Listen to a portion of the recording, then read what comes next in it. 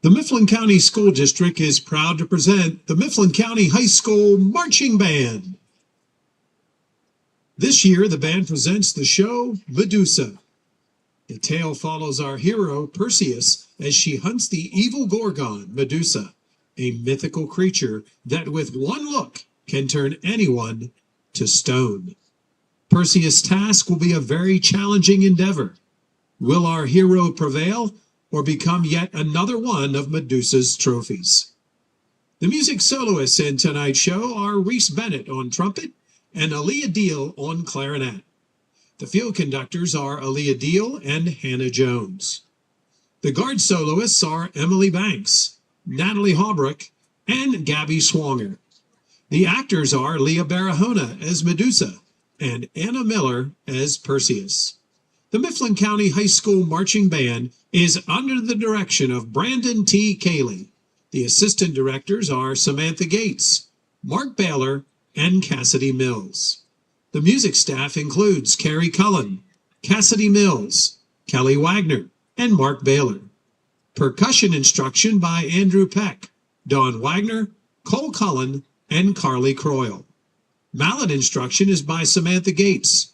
Guitar instruction by Mark Baylor. All electronics handled by Mark Baylor, Don Wagner, and RAL Productions.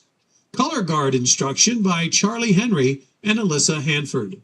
Marching instruction is by Andrew Peck. The marching techs are Carrie Cullen, Cassidy Mills, Mark Baylor, Don Wagner, and Kelly Wagner. Drill design is by Rick Kane, and music for tonight's performance by Randall Standridge. The band and staff would like to thank the administration of the Mifflin County School District, Mifflin County High School, Junior High, and Middle School, as well as members of the Mifflin County Music Boosters for their continued support. Please welcome to the field the three-time Tournament of Band Pennsylvania State Champs, your Mifflin County Husky Marching Band.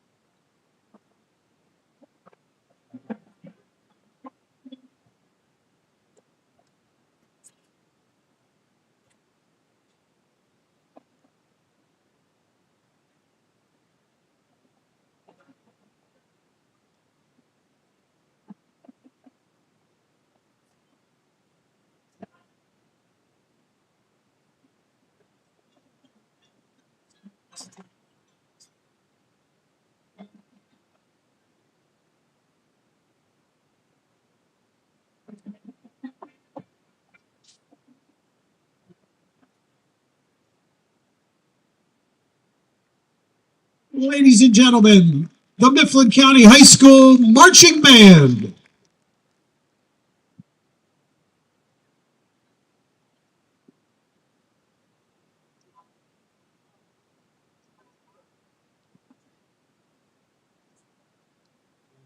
At this time, we invite all of our Phillips student section out onto the turf to join our band and cheerleaders to form a tunnel for tonight's game as we bring out our Huskies for tonight's mid-pen matchup.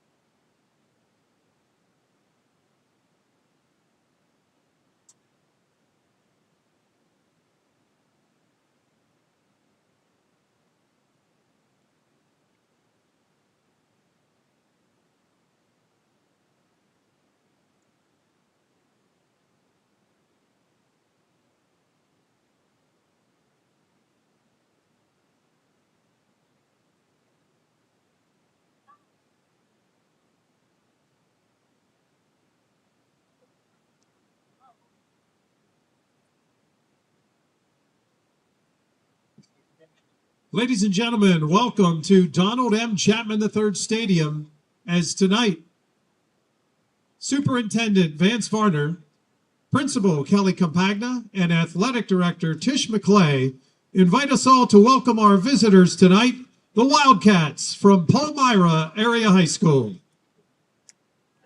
Cougars, excuse me.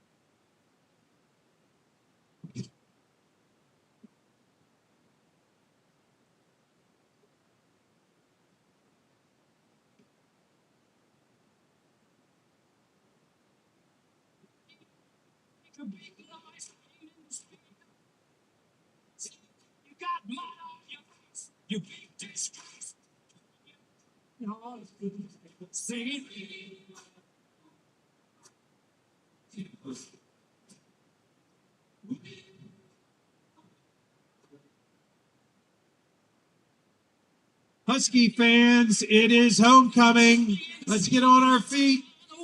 Be loud, be proud, and welcome head coach Shane Breon and your Mifflin County Huskies.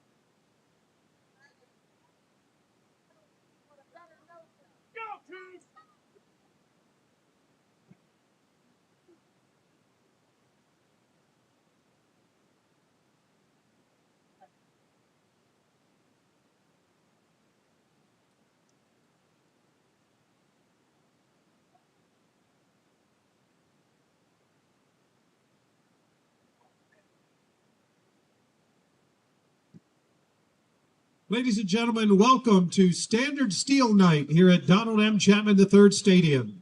At this time, we are welcoming on to the Kishbag Field representatives of Standard Steel, who without their financial support and the support of many others, this new facility would not have been possible.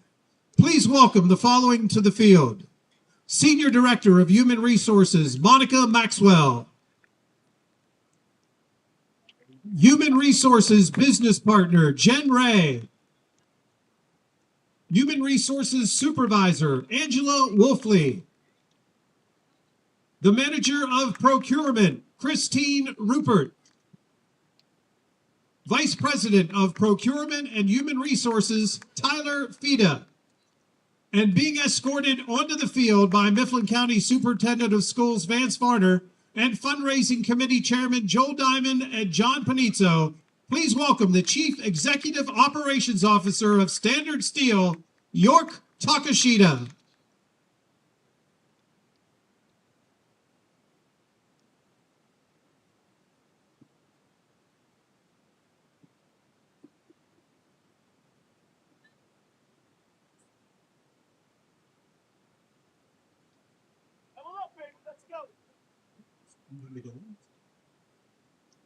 Ladies and gentlemen, at this time, please rise, and gentlemen, remove your caps, or if you are an active or retired member of the United States military, feel free to leave your hat on and offer a salute as we pause to honor America with the singing of our national anthem.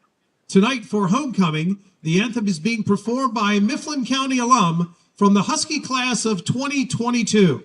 Many in attendance will remember her performances in our high school musicals, where she had the lead roles in Beauty and the Beast and Mary Poppins. She's now in her senior year at Eastman School of Music in Rochester, New York, pursuing a degree in classical voice performance.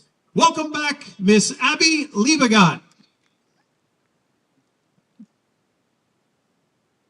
Ladies and gentlemen, Francis Scott Key's Star Spangled Banner.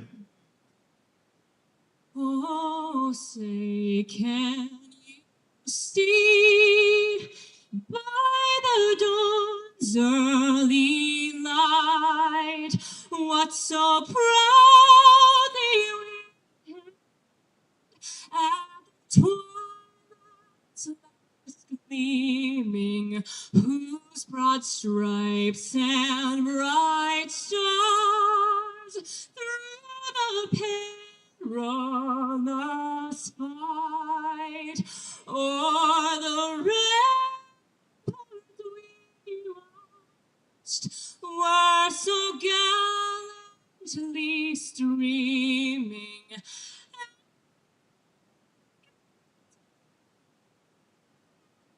The bombs bursting gave proof that our flag was still there. Oh, sing Star-Spangled Banner.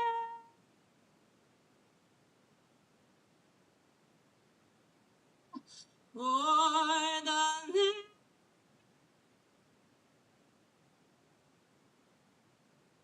land.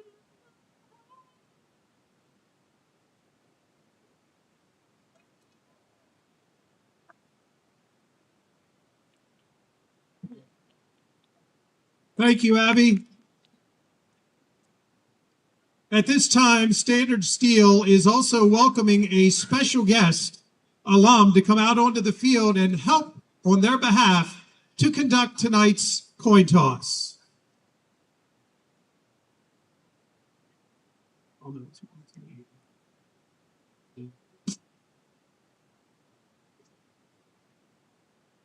He's a two-time PIAA state wrestling champion, a four-time ACC champion, a five-time NCAA All-American, and a two-time NCAA finalist. And earlier this month, he's the 2025 World Champion. Welcome back, Trent Hidley.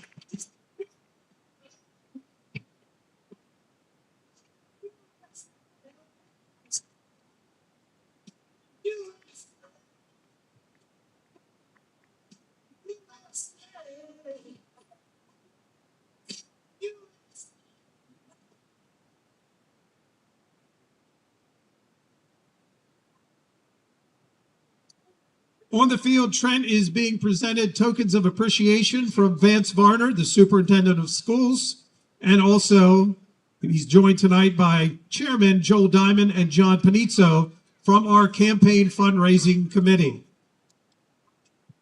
While we have John and Joel on the field, I would also like to take the opportunity to read this statement on behalf of Superintendent Vance Varner. The Mifflin County School District proudly recognizes and extends its heartfelt appreciation to Joel Diamond and John Panizzo for their outstanding dedication and leadership as chairman of the Mifflin County Multi-Sports Facility Campaign. Through their tireless efforts, $4.5 million was raised in this effort. Their commitment to this project reflects a deep belief in the power of community and education. Thank you, John and Joel, on behalf of the Mifflin County School District.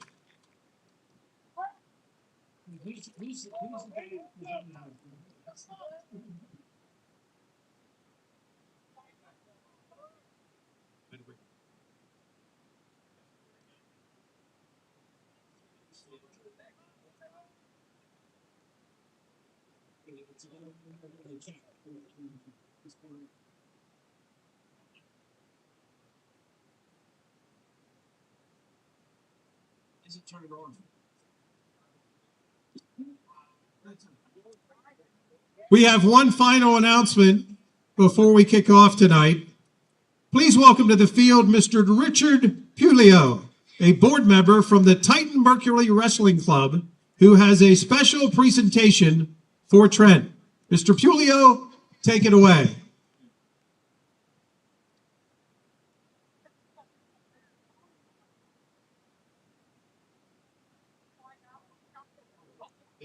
Thank you very much. I had the pleasure of being in Croatia on behalf of Titan Mercury Wrestling Club to watch Trent win a gold medal. I don't know if the fans know this, but Trent is one of a few group of people that has not won an NCAA title, but has won a world championship. There's less than 6 of them in the world. And then to say on top of that, there's only 4 of them from the state of Pennsylvania, and you happen to be the 4th. The other 3 are Stan Diedzik, Kurt Engel, Zane Rutherford. So you have done something that's absolutely amazing, and I was so proud to be there with all the U.S. fans to watch you win a gold medal. And losing 10-2 with 2 minutes to go shows this world that persistence can do it all. Congratulations. And on behalf of Titan Mercury Wrestling Club, we're going to treat you to a small little check that may help you pay some of your bills. Thank you so much. You're very welcome. We deserve it. Thank you so much.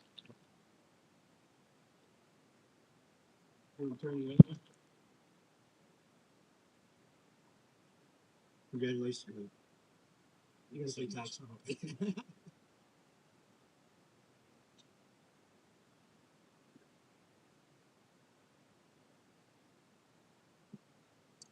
Palmyra won the toss, and they have deferred their choice to the second half. Again, let's have a nice round of applause for Trent Hidley.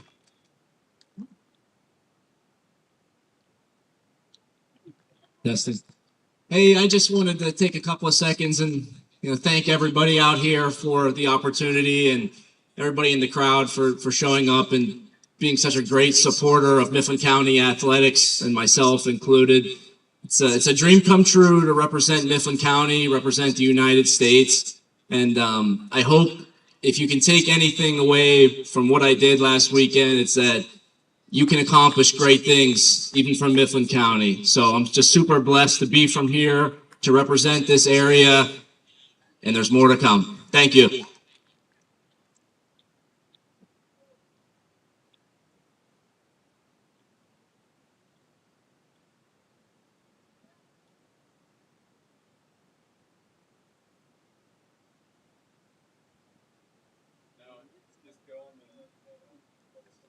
Absolute goosebumps. That's the only way I can describe this pregame intro. Obviously, congratulations to Trent Hidley, one of the few, I believe the only world champion out of Mifflin County, and we're going to have a world championship type of matchup here. The 2-3 Palmyra Cougars and the 2-3 Mifflin County Huskies. Colston Divin alongside me. I'm Aiden Stevens, and we are going to have a great game tonight. Colston, what are some key takeaways right before kickoff? Mifflin County here, 2-3, but they're hungry for a win. They've lost 3 straight. They're coming off a hard-fought battle in a loss to Shippensburg, 21-6. So, all 3 games, really, besides that Hershey game, which we broadcasted, all 3 of those losses are close ones. So they're looking to get back in that win column as we are underway in Mifflin County. This one will be caught by one of the upmen at the 15-yard line. He'll go to the 20. He's got a lane. 30. Jumps over a guy, and he'll go down at the 33-yard line. Mifflin County will get the ball at their own 35. And tomorrow night, if you don't know, it's obviously the homecoming game. Homecoming right here at Mifflin County High School, And we are already going to have Kaufman's down and injured on the opening play. You never want to see that, Colston. Obviously, he's, as a running back here for this team, and also a great linebacker, the senior, 5'8", 175. First play, you saw him try to flip over, and he just hit the ground, feels like awkwardly, and that's not going to help for the Huskies. They've already had their fair share of injuries. Absolutely. Landon Haig, Chase Hartung. Hartung was wearing a knee brace. For those who don't know, he was wearing a knee brace all week in school, and as of Friday, that's whenever I heard that he got the good to go and he was able to play. So Hartung's going to lead the offense out here on 1st and 10. We talked a little bit with Landon Haig right before the game. He's, I believe, going to be done for the whole season whenever it comes to any sports. But his one thing, what's the game plan? One word, win. Here's 1st and 10. Hartung trips to the near side, dropping back, and there's going to be a false start. And the Palmyra gives a bit of a cheer there. It'll be 1st and 15 for the Huskies. Obviously not a great start, and we've seen, these few games they've played, I believe, 2 straight road games. They have not started out great, and that's been the real reason why they haven't been able to get some momentum in those losses. You see 21-6 against Shippensburg, the loss, only had, I believe, 3 points at halftime. So obviously, it's not a great start here either as they lose 5 yards on a penalty. Same formation, trips to the near side. Hartung's going to give it to Hartung. Fights back for the line. He'll keep getting a nice push, and a 5-yard run turns into an 8. The draw play there up the middle to Jackson Strohecker. Strohecker, my apologies. The draw play there, pretty effective here. You expect 1st and 15, a pass to happen. And Strohecker, the fake, the give, perfectly up the middle and perfectly executed with the push as well. 8-yard gain, and it's 2nd and 6. You could really argue that penalty kind of helped them there because it looked like they were going to pass, and they're in the same formation, 2nd and 7. Hartung dropping back to pass, looking over the middle, has Joel Beamer caught, cuts inside, he's to the 50. Tumbles his way down to the 45. A penalty flag, 2 are thrown. And I believe this might be a penalty against the Palmyra defense. Let's see what the officials have to say. We'll take a look at the replay here. You see just in between all the defenders, and Beamer gets around. It's a face mask against Palmyra, and the Huskies moving the ball quickly. You see Beamer there. I want to say the throw before Hartung, perfect pass, couldn't put it any better. And Beamer, you see running to the middle of the field, just going in between all the defenders. And obviously the penalty there gets them a solid gain as they're going to get all the way to the 30-yard line. Huskies going to run some tempo here. Colston, we were talking a little bit before the game, and I said the key to win, the Huskies need to score on their opening drive, and they're looking like they're going to do that right now. Hartung trips to the near side once again. Beamer one-on-one at the bottom, just off the corner of your screen. It'll be a handoff up the middle for Strohecker, breaks through. Will get close to the yardage to gain. I believe it's a gain of 9, and it'll be 2nd and 1. We've seen Mifflin County here these last 2 games. They haven't been playing with tempo on this opening drive. And you see here they're doing it again. Really just a quick drive here. They're at the 21. Chance to take a shot on 2nd and 1. First time they changed formation, but it's the same thing. It's just flipped. They're going to blow it dead here. Penalty flag thrown, and it's going to move the Huskies back once again. 5 more yards for a false start. We've seen here, tempo, there's a big risk with it. Obviously, a player could jump, get a little bit too antsy, and that's going to get them 5 yards back once again. We saw last time they had a 1st and 15, no problem. We'll see if it happens here. 2nd and 6 from the 26 coming up. But yeah, just to touch on Landon Haig, he is out indefinitely for the football season, out for basketball, and it looks like he's going to be out for baseball as well. So that's going to be a real heartbreak. Or Strohecker breaks off a couple. He'll get, once again, another gain of 7 or 8 at 2nd and medium coming up once again for the Huskies. Really, it just seems like Strohecker, really this Palmyra team, they've been hit hard. Palmyra's lowering the shoulder, and it seems like Mifflin County here, 2 straight draw plays, on those after the false starts, been working in succession. The Huskies are in the red zone at the 19. 2 receivers to the far side of your screen, 1 on the near side. Once again, another handoff. Huskies ran the ball the last 3 plays. This one was the best one for Palmyra. Barely gets a yard. That one there, the tackle by Noah Krempo, the sophomore, really just getting inside there and doing well, blowing up that play. And it's going to be 2nd and long for the Huskies. Palmyra last year outscored by their opponents by 217 points. That's 21.7 points per game.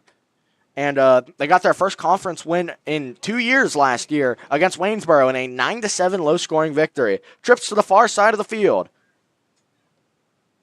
Beamer one-on-one at the bottom. Hartung looking. Has a lot of time. Hits Beamer.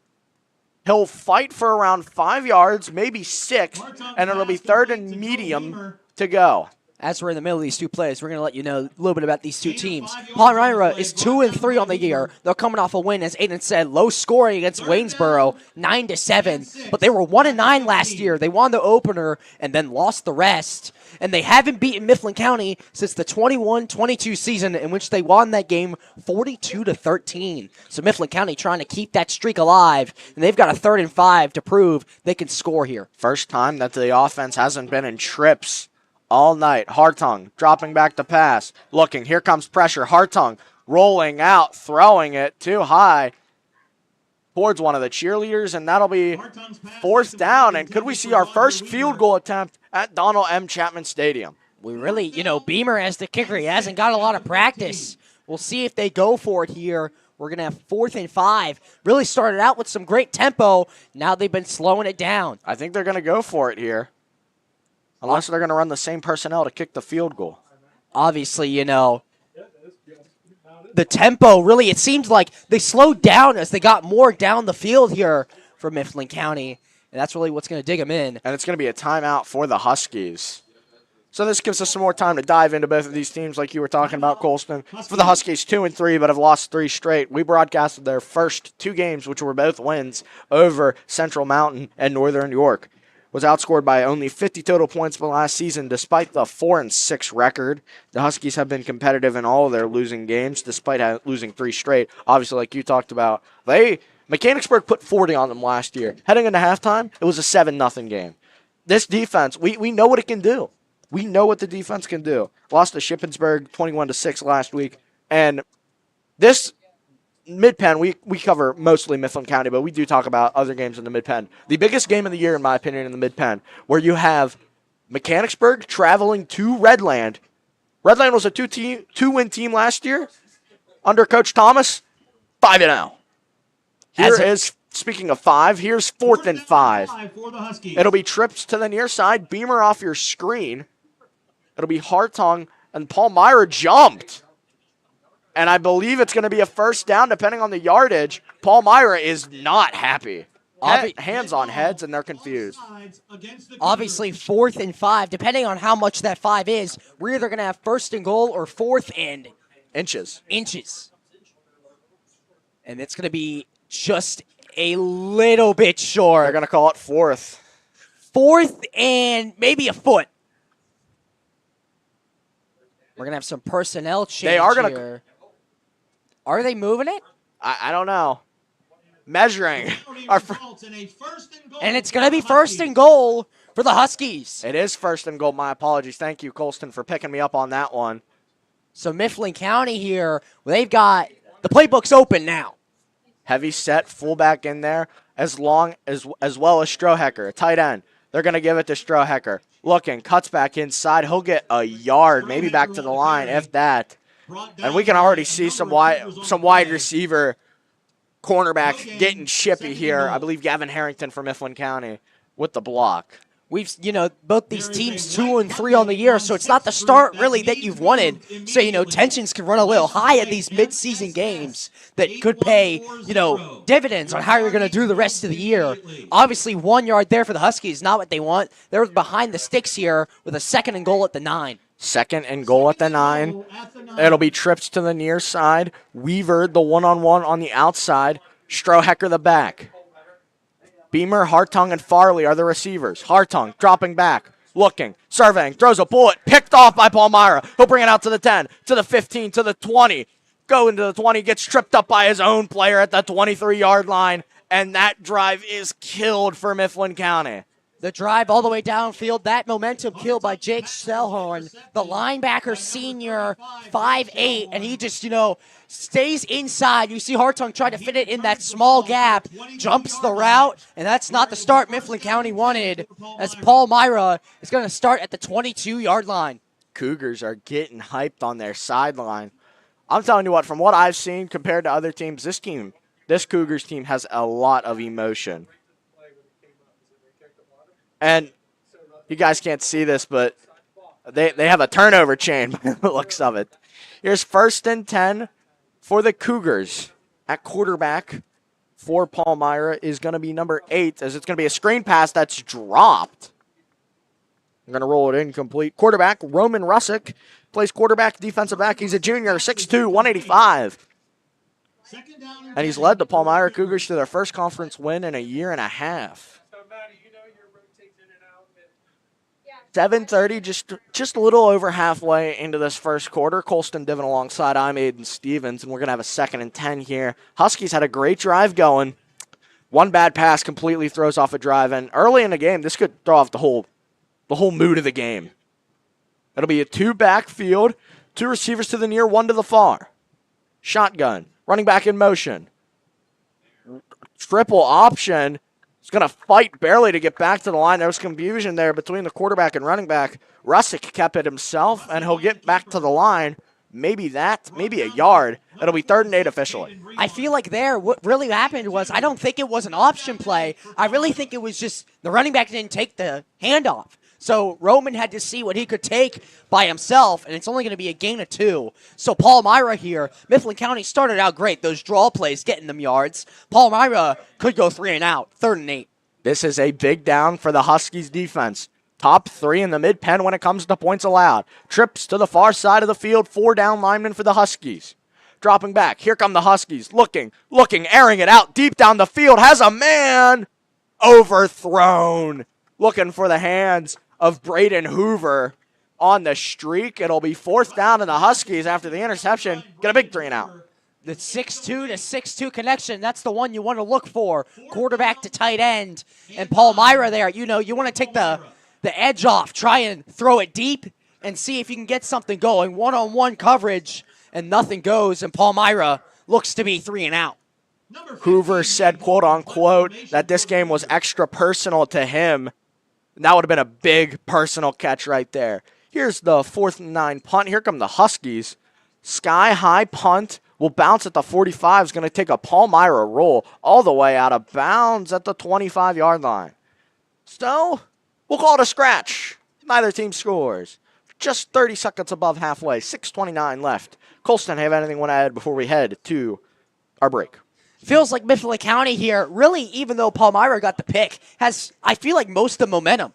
Obviously, Palmyra at the end there, the interception, kills a little bit of that momentum that the offense had. But if they could just do that again, they were well within field goal range to try for that field goal. Nothing going. And now Mifflin County, their second drive, let's see if they can do it again. Against the Cougars. Holding against Palmyra on the punt. You don't see that a whole lot, Colston, holding on a punt. So Mifflin County here are going to get a little bit extra yardage. Their second drive here, maybe that's a little bit of the momentum they need. Make a little bit of a shorter field for them to score on. In my opinion, they already had the momentum. Just one bad read by Hartung, and every quarterback makes a bad read. So let's take you around the league. Waynesboro up 14-0 on Northern York. Redland Mechanicsburg still at a 0-0 score. Hershey and Gettysburg are currently playing. I believe that's still 0-0. And yesterday we had a really big game. Shippensburg beats Lower Dolphin 23-20. Hartung for the second drive, threw the interception on his first one, but still had a pretty strong drive. I like the press coverage matchup here. Look out for a deep ball to Joel Beamer. Dropping back, screen pass. Nice move by Strohecker. Fights for a gain of 2, maybe 3. And something I'd like to point out here is I believe we have a Husky slow to get up. He's okay. But I don't know if it's not really noticeable, but if you're here, there's a bunch of like black lines in the middle of the field. It rained a lot last night. And whenever they were doing the like leveling out the field, some of the beads stuck out more than the other ones. So that's why it's going to be a kind of a, I mean, it's still turf, but it's still slightly different. Halfway officially through the first quarter. Here's 2nd and 7 for Hartung. Handoff up the middle. Nice lane. Gets a gain of 4 and doesn't get a whole lot after that. So we're going to have some chipping here going on by Nathan Holt and a Husky. Aaron Villafan, really the safety crashes down to get Strohecker. It seemed like Strohecker had a lane there, and he just fills that gap. And you see Strohecker trying to put his head down and get some extra yardage. Really nothing going there for Strohecker, but it is 3rd and manageable. They need 3 yards. Handoff up the middle, kind of signaling that if they don't get it, and they won't. Well, look at the fight. Wow, what a fight. And he's going to be... The near side judge gives a least favorable spot than the far-sided judge, but it's 4th and a yard, if that. Once again, Mifflin County here. You've got a short field. I feel like you have to go for it. Obviously, last time it didn't work, but you had to shoot for the end zone. Or I believe, actually, it wasn't 4th down. They got the penalty. Here, 4th and 1. This obviously... But they signaled that they were going to go for it. So this will be 4th and a yard. Hartung lines up under center. Heavy set, only 2 receivers in. Timeout, Palmyra. Both teams have used up timeout here in the first quarter. 4:28 left in first quarter action. You're watching MCTV Live Football.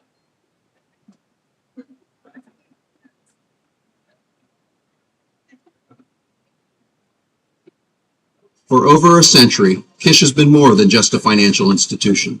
As we celebrate our 125th anniversary, we look with excitement to Kish's future.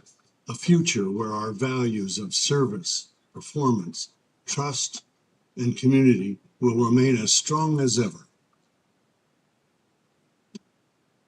At Lake Dealerships, we know As the teams break the huddle here from the timeout, Colston, it's 4th and 1. What do you do? I feel like Mifflin County here, this 4th and 1, you saw the last time on 4th and 5. They didn't need to go for it. They got the penalty. Feels like 4th and 1. You've seen the carry. Strohecker's got a little bit of an edge. He's been pushing for that yardage. That's the only reason they got this chance. I feel like you keep it in his hands. Here, maybe an outside, maybe a toss. Palmyra has 8 guys in the box. Huskies only have 2 receivers. Handoff up the middle. Strohecker's got the first down. Once again, another tough run there by Strohecker, and Villafan just gets there quick, but he's just a little bit too slow to the punch. And on 4th and 1, a pivotal down for any football game, and Mifflin County gets the edge there, and it's going to be a first down for him. Colston, I don't know if you hear what I hear, but the Palmyra fans clearly care about their team a lot.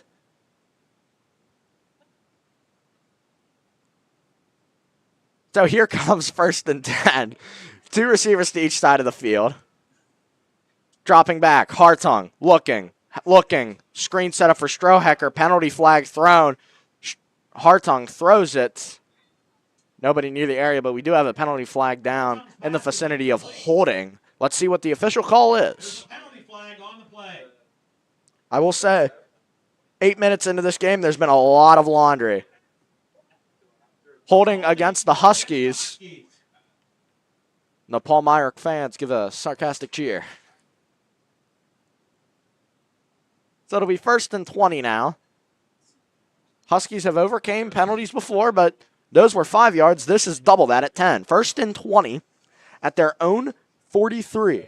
I feel like Mifflin County, though, obviously coming off the holding call, even though, this is a long distance to go, I feel like you have to really, at least for first down, maybe keep it in the hands of Strohecker or your running back. It's been working. They've been getting solid yardage off it. Let's see what they go to here. 1st and 20 from the 38. Beamer at the bottom of your screen. Trips to the far side. Palmyra making a shift at the defensive line, or the middle linebacker. Looks like man coverage. Handoff. Like you said, Colston, they give it to Strohecker. Fights for 4, maybe 3. And it'll be a gain.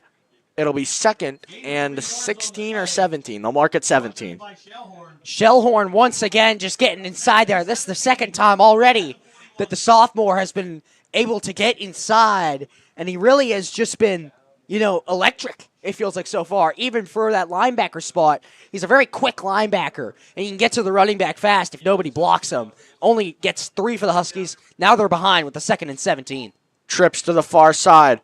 Looking deep down the field for his brother Hartung as he reeled in. No, he's out of bounds. That would have been a big-time play, and it would have been a first down. But it's 3rd and 17 for the Huskies. We've seen throughout this season on the home games, the one thing that really has been working is the brotherly connection, Hartung to Hartung. That one there, you see Lucas Hartung there, the receiver, getting open. And Chase, seeing his brother open, decides why not. And I think he threw it just a little bit too late there for him to be able to keep the feet in. So now you've got a 3rd and 17. Clearly some effect of the city of brotherly love. A couple hours away from here. It's taking place here at Kish Bank Field. Trips to the far side. Beamer on the near side. Here comes 3rd and 17. Hartung looking. Pressure. He's rolling out. He's got to be careful of that knee. And you can clearly see that his mobility is being impacted because of it. That one there, Mifflin County, really no chance to get really anything down the field when you have pressure like that. I said earlier, I think the main thing here, if you want to win this game, 2, 2, and 3 teams, the line of scrimmage is going to be pivotal. And we've seen so far, it really has went both ways. Palmyra's got some pressure. Mifflin County has been able to get inside on those run plays. And Palmyra, although 3 and out, is going to get Mifflin County off the field as well. Here comes Beamer. Nice high kick here. Will bounce at the 30. Get rolled to the 25. They'll mark it at the 24. That's the second time a punt has landed at the 25-yard line in tonight's game.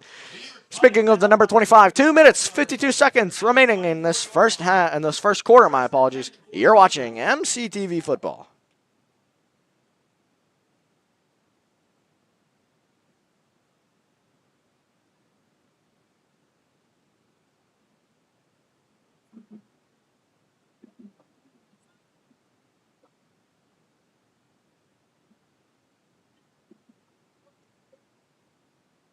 So we welcome you back here to MCTV action. I'm Aiden Stevens. He's Colston Divin, and that's a jet touch pass to the outside. It's got a lane, 30, 45, and will go out of bounds, and there's a penalty flag thrown. Make it 2. I believe this might be a late hit against the Huskies. Braxton Risser on the carry. Braxton Risser there, the carry. He can be a running back or a receiver. We like to call him a gadget player here up in the booth. And you see he's got maybe the most speed in the entirety of this field. And he goes to the outside there. A simple jet touch pass. Really, Mifflin County should be able to get him. And it's just too fast to catch. A penalty against Mifflin County and another sarcastic cheer from Palmyra. That'll be a 15-yarder personal foul, unnecessary roughness, or I believe it was a late hit out of bounds against the Huskies. And now the Cougars going to be at midfield. Obviously, the penalties, you've seen, some big hits, players getting chippy. That one does not go in Mifflin County's favor, and now we're only halfway down the field. Handoff, trying to bounce it outside. Nice job by the Huskies to fly to the ball, and that'll be a loss of 5 there. Huskies they flew to the ball on that play. Travis McDonald, really the top running back here for this Palmyra team, but he hasn't had any lane to go to. Loss of 4 there, and Mifflin County sets them behind the chains again. 2nd and 14 here to go. Another Husky game, another low-scoring affair so far tonight. 0-0, 10 minutes into our first quarter action. You're watching MCTV. It'll be 2 receivers to each side, dropping back to pass. Looking, has his first read open. Caught on the sideline, 50 to the 40, and he has a first down. Cougars. talent spec there with the catch. He's listed as a quarterback, but he can be a receiver as well. That one a solid gain, and it's going to get Palmyra to move the chains. Move the chains, that's the key. Huskies had a great chance in goal-to-go range. Unfortunately, Hartung threw the pick, didn't see the 5'8 linebacker, and it'll be 1st and 10 at the 39. Need to get to the 29 for a first down. 2 receivers to each side once again. Huskies loading the box, looking like they're going to send pressure. Here do come the Huskies, and it's a loss maybe to the line. Huskies once again fly to the ball on the run. As I said, the line of scrimmage is the main thing if you want to win this game. But it seems like Mifflin County, they've been able to do that. But the one thing they haven't been able to do is really control that deep ball. We saw earlier it got them off the field with just an overthrow. But besides that, these dink and dunk passes, that rack, run after catch, has been the main thing for Palmyra to move this drive along. That only a gain of 1, 2nd and 9 coming up. 2nd and 9, and Mechanicsburg has taken the lead over Redland. We're going to follow that game here and there. And Waynesboro has taken a 21-0 lead over Northern York. The Cougars beat them last week, Waynesboro. They did 9-7. Man in motion on 2nd and 9. Ran a jet touch pass earlier, and they're going to move him back 5 yards. Full start there by the Cougars, but I don't think that time it was jet touch pass. I believe that would have been a fake, but no chance to do it there, no dice. They lose 5, and it's 2nd and 14 once again. Both of these teams have not been great disciplinary-wise. And, you know, it's my annual time to say this. If you have not come to Kishbank Field or Donald M. Chapman III Stadium, you need to come out. There's only one more home football game. We're going to cover a couple more boys and girls soccer games and a couple more field hockey games. But the fall season is nearly over, Colson. We got under a month left. And here's 2nd and 14. Trips to the far side. One-on-one to the near side. Man in motion once again. Going to be the same play they tried to run. Screen pass. Wheel wide open. Christine tries to reel him down. It'll be 3rd and 2 for the Huskies. That catch there by the other running back, Alex Chris. You can get a Colston. We're just going to call him Alex, okay? Tough last name. But you see there on the wheel route, it feels like the main thing there, really the tackling to get him down, really is what pushed him forward. And that's going to get him a very solid gain. And now it's 3rd and manageable. They need 3. 3rd and 3. Christine with the tackle. He's on the homecoming court. Speaking of the homecoming court, at halftime, we're going to find out our homecoming king and queen of the 25-26 school year. It'll be trips to the near side, tight end as well. Running back lines up offset. Quarterback keeper. Power up the middle. He's got a first down. Right up the middle is Roman, and you see there, he doesn't take it off him, but he can do it if need be. Just going straight up the gut of the Huskies defense. That one will get him a first down. Gain of 4 yards on the run. 3rd and 3, they get 4.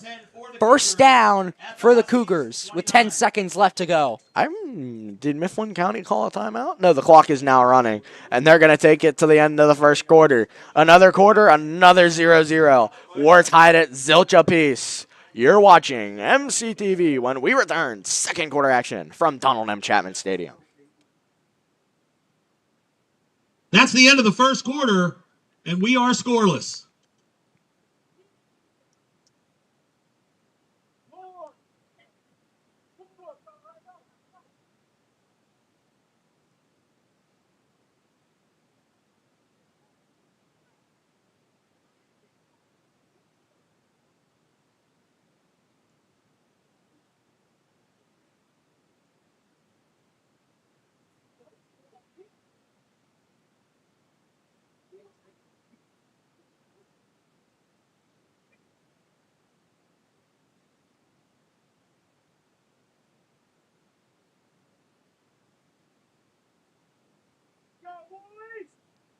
At this time, we direct your attention to the Phillips student section end zone, where Vance Varner and Trent Hiley want to acknowledge 2 more key contributors to the completion of Chapman Stadium.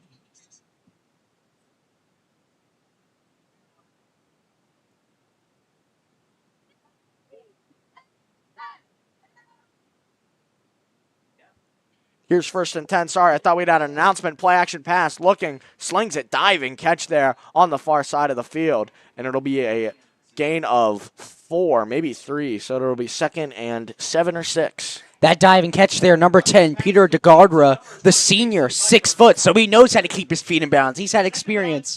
That one, just a solid catch. Great throw, zips it to the receiver. It's going to be a gain of 4. 2nd and 6, 25 yards to go for the Cougars to strike first here. The last time we had a team in the red zone, interception. Mifflin County has 2 end zone interceptions. Both came against Northern York in their second game of the season. That was their second and their last win. It's 5 wide, running back in motion. They'll give it to him, bouncing it outside. Finds an edge. Christine right there. He'll get a gain of 3 or 4.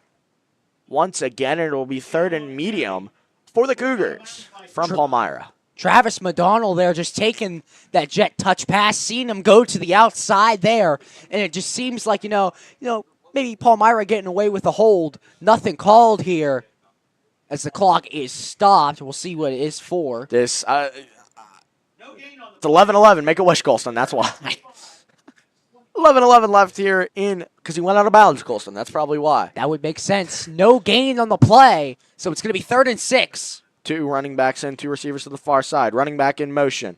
They ran this play earlier. Handoff up the middle. Huskies fly to the ball. 4th and medium. Palmyra, I believe, kicked 3 field goals in their victory over Waynesboro last week. Don't 100% correct me on that. I know they at least kicked 1. And our favorite sideline reporter, Dom, being shown up on the big screen. We love Dom up here at MCTV. I feel like, though, that 3rd and 6, just handing it up the middle is not the call. Because now, even though, unless you were to go for it, which they're going to from the looks of it, it's just not a very good call unless you get 2 or 3 yards. So 4th and 4, pivotal down. 2 receivers to each side. Here come the Huskies. Looking, rolling out, pressure off his back foot. He wants it all. What a breakup. Incomplete. That's forced by Dodger Weaver. 4th and 4. It's really not, you couldn't get much of a better pass if you're Palmyra, but Dodger Weaver, perfect coverage. And you can't defend, and you can't complete a pass that's absolutely strapped. So 4th and 4, another stop for the Huskies. Defensive battle, just like last week for the Cougars. We're still 0-0, 10-25 left in this first half. Boy, do I love me some defensive games, Colston. Palmyra coming off a 9-7 win against Waynesboro in a defensive game. Last time you said, I believe they're up 21-0 over Northern York. That is a true statement. So 2 receivers to each side of the field. Strohecker to his right. Hartung going to give it to the back. Looking, runs through a guy, and he'll get a gain of 2, maybe 3. A big breakup on 4th down. And that was I still can't get over that big time 4th down breakup by Dodger Weaver. Obviously, momentum is a big thing in football. It's really a big thing in any sport.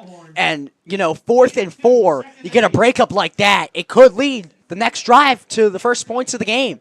So that could be a big momentum shifter if Mifflin County can strike first here. Gain of 3 on that last play. It's 2nd and 7 from the 26. Man in motion, that's the fullback. It's going to be a toss play to the outside to Strohecker. Strohecker hesitant of what hole to go through.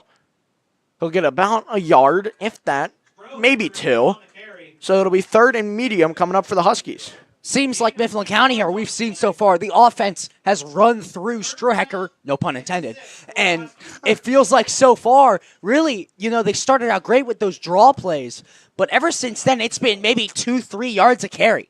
So obviously, 2-3 yards a carry, you're going to be behind the sticks most of the time, especially with the penalties they've gotten. So now, 3rd and 5, let's see what the Huskies try to do here. I honestly like this by Mifflin County. They want to ease Hartung into the game, obviously, with that knee injury that occurred last week. Timeout, Mifflin County, and we'll take you around the mid-pen here for some score updates.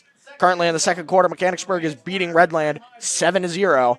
Waynesboro is up 21-0 against Northern York here at Kish Bank Field. It is 0-0, 15 minutes in, and last night we had a thriller. Shippensburg went to Lower Dolphin. Lower Dolphin, who just beat the two of the top 3 teams last year in the mid-pen, fall to Shippensburg in heartbreak. So we've had some really good games, and I think we got a couple more coming our way. That Shippensburg game, 23-20 over the Falcons. So we're going to have another pivotal down here with 9:04 left in the first half. The only red zone appearance, I believe, from Mifflin County. Was the interception. So we'll see if Mifflin County can get back into the red zone. Maybe attempt a field goal, because they still haven't done that yet with Beamer. And the only time Palmyra has gotten across the field was that pass breakup on 4th down. It's been 3rd and 5. It's been all defense so far. Do we see more of it? 2 receivers to each side of the field. Beamer in the slot to the near side. Weaver alongside him. Dropping back to pass. Hartung. Look, here comes pressure. Down he goes. A sack for Palmyra on 3rd down. And it'll be a 3 and out for the Huskies. Feels like so far for Palmyra, although it is scoreless, they have been the faster team. Maybe in terms of better, Mifflin County's been able to get more yardage.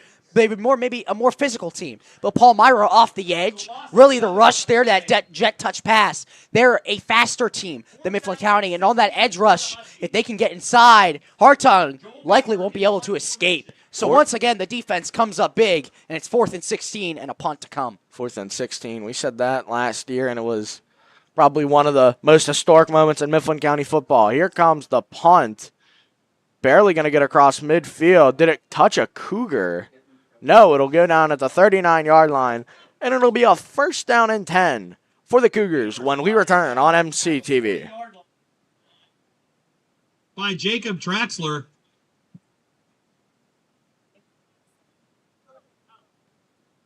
First down and 10 for the Cougars.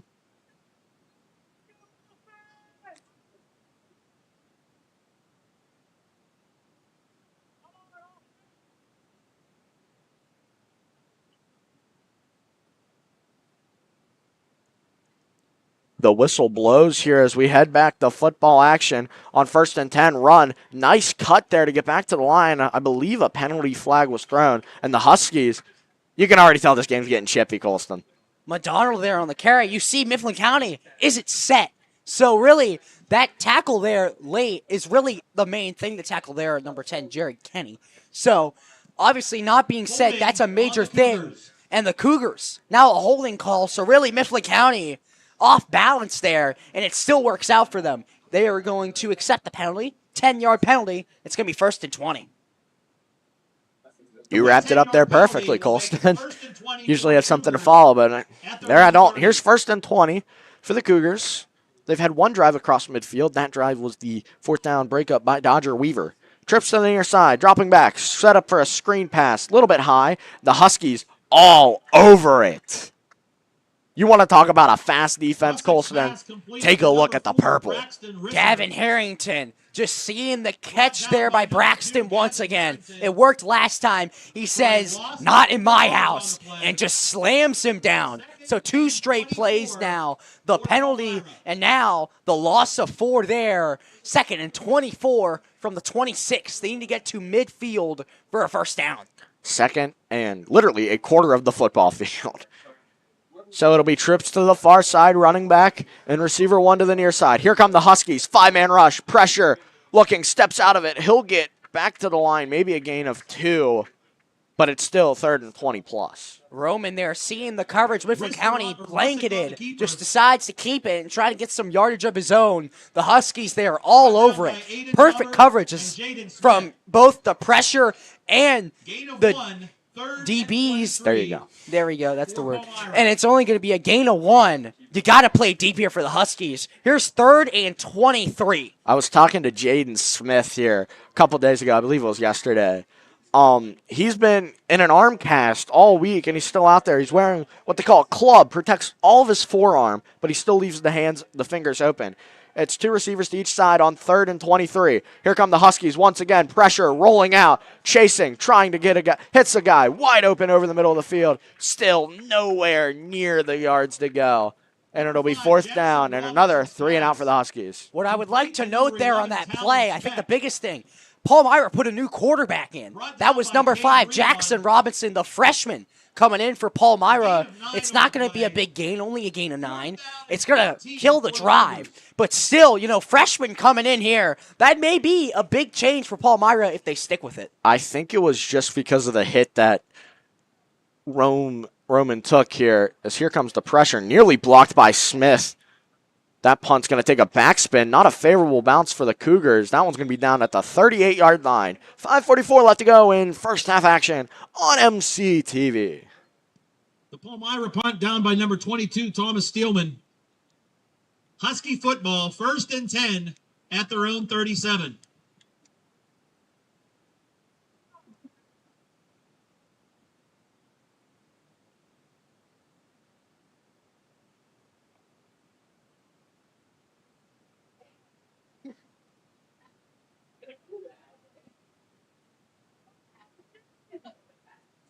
Here comes 1st and 10 for the Huskies. Hartung in the gun. He'll hand it off to Strohecker.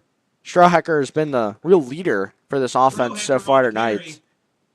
And it'll be a gain of 3 on 2nd and 7. Feels like the same thing we've seen every play here on 1st down for this Huskies team. It's an inside handoff to Strohecker for 2 or 3. And one of these times, you got to switch it up, try and get, obviously Hartung is coming off the injury, but at this point, you know what you're getting. You got to air it out at some point. I would not be shocked here. They're setting up the run a lot. Look out for a flea flicker. Could you imagine that? Flea flicker? I mean, they're setting up for it. Here's 2nd and 7. 5 minutes left to go in the first half. Hartung dropping back to pass. Looking. 4-man rush. Has some time. Looking. Has Strohecker caught. Jukes back inside. Gets a gain of 5. Not sure I like the decision to cut back in, because if you look here, if he keeps going outside, might be able to get a couple more yards. But at the end of the day, still gain of 5, and you can't complain about that. Now with the 3rd and 2, Mifflin County here. Obviously, you can punt at midfield, but I feel like that's a key play here, because if you maybe take a deep shot, there's still a chance here, 4th and 2, that you do go for it. This, once again, a pivotal down. 3rd downs and 4ths are. Here's 3rd and 2. You want to talk about 2 or 3 yards per carry? That would be ideal right now for the Huskies. Farley in motion. They're going to give it to Strohecker. Strohecker's got a lane, 50, 45. He's pushing Weaver to the 40. Jumps over a guy down at the 35, and a Husky first down. Obviously, the main thing here is we're going to take a look at the instant replay. The main thing, Strohecker just is following his blockers. That's the main thing you want to do as a running back. Obviously, hurting the guy is just a bonus. But obviously, you wear down this defense line. If they can't get inside, force them outside. Because if everybody's playing the inside. Palmyra calls a timeout.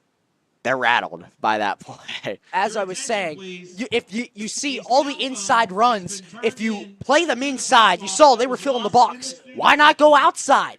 Obviously, the key play there, biggest play of the night so far in terms of yardage gained, all the way to the 35. 4:08 left to go in this first half. It's zilch.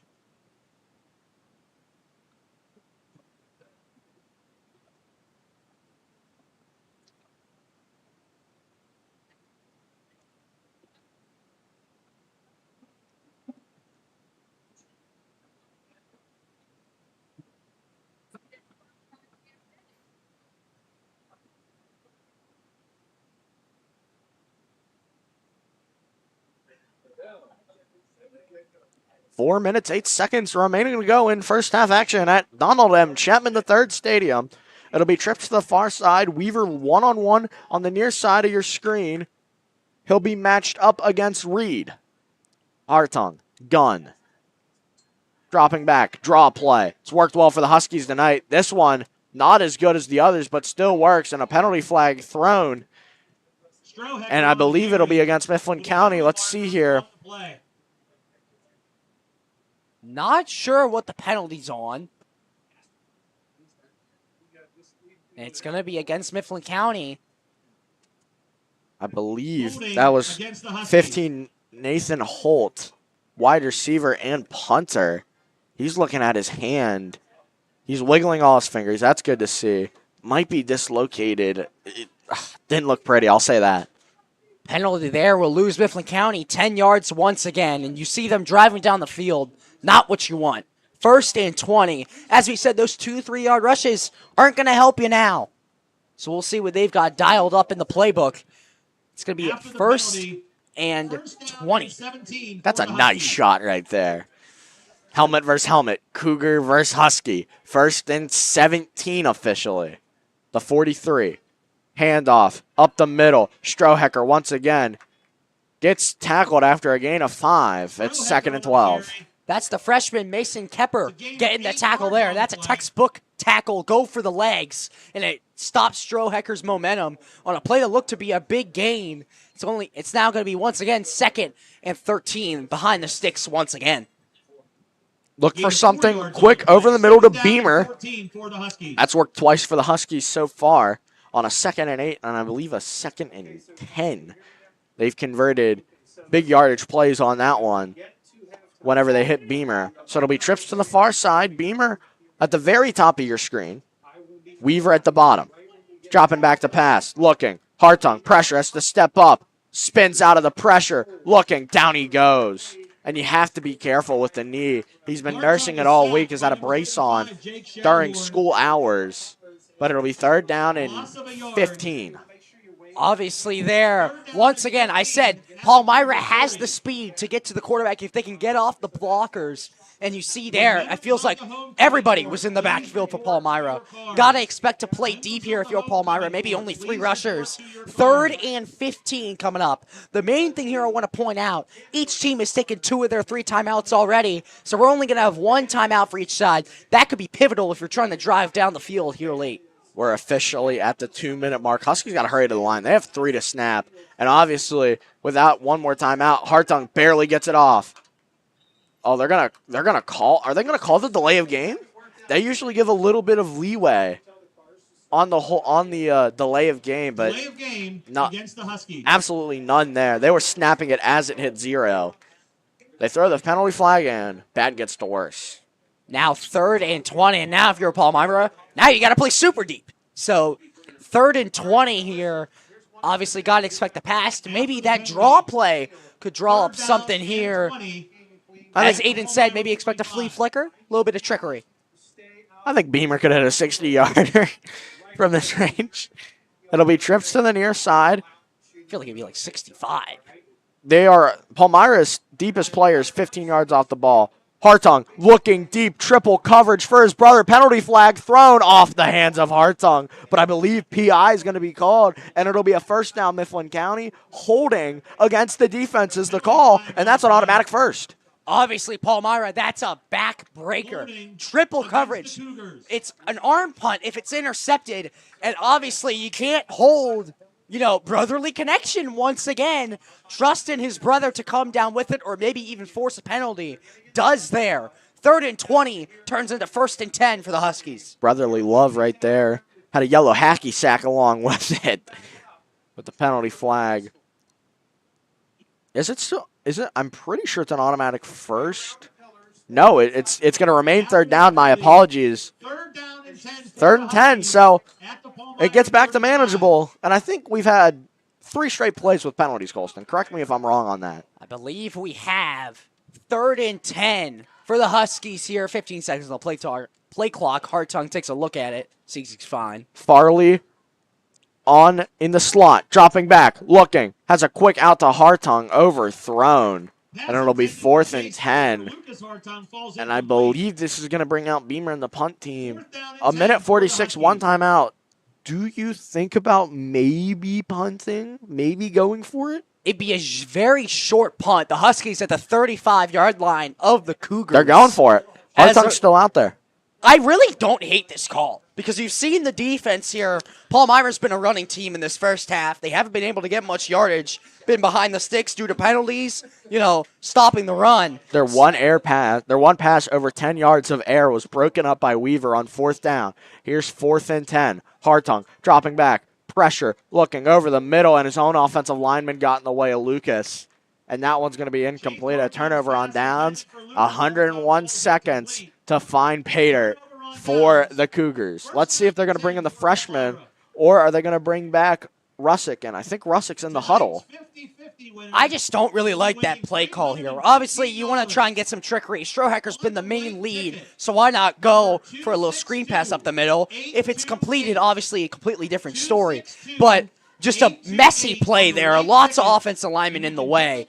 But 4th and 10 turns into 1st and 10 for their side. Cougars start at the Huskies 35. Trips to the near side. One guy to his far side. Dropping. Here's 1st and 10. A little ahead of myself. Dropping back, screen pass, gets tipped, and nearly intercepted. 2 guys right in the area. That's Beamer and Hartung. Or not Hartung. Harrington, my apologies. 1 and 2 trying to be the double team number 1 and number 2 on the play there. And obviously the tip on the play, pivotal on stopping it. And now, as we said, this Palmyra team at the pass has not been very effective. Hasn't worked there. That one's 2nd and 10. 2 kids are running away.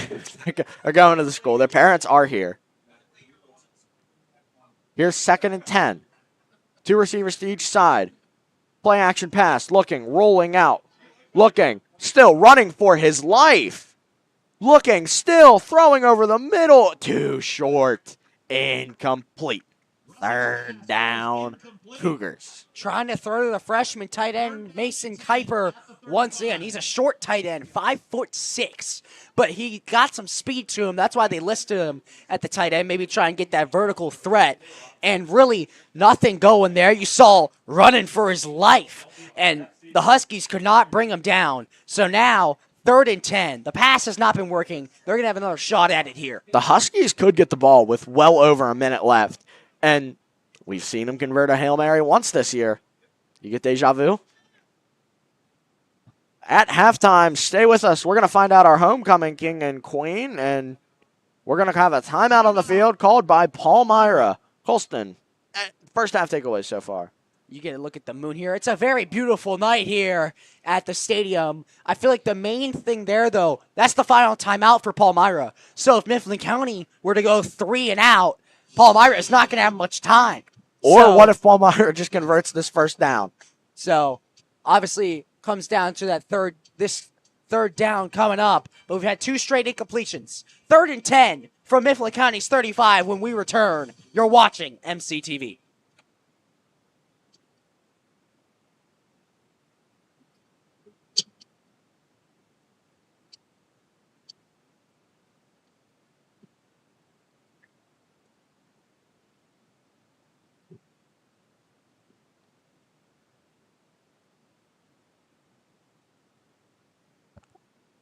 Third down and 10 as we return. We welcome you back to MCTV action. 0 and nada is our score. Here on 3rd and 10. 1:27 left to go in first half action. Stay tuned as we find our homecoming king and queen at the halftime. Handoff up the middle. Doesn't go anywhere, and it's going to cause Mifflin County to call their timeout. Presumably. Obviously, there the Cougars are just saying, yep, there's the timeout call. My apologies. Obviously, they're just trying to kill that final penalty for Mifflin. Final timeout for Mifflin County. We have 2 floating heads on our screen, Colston. Interesting. I saw the faces, but I couldn't see like a shirt or anything. Yeah, it's interesting. That's a new one. So you think you've seen it all? Obviously, we're kidding. It's camo night here. And that means it'd be a very empty student section.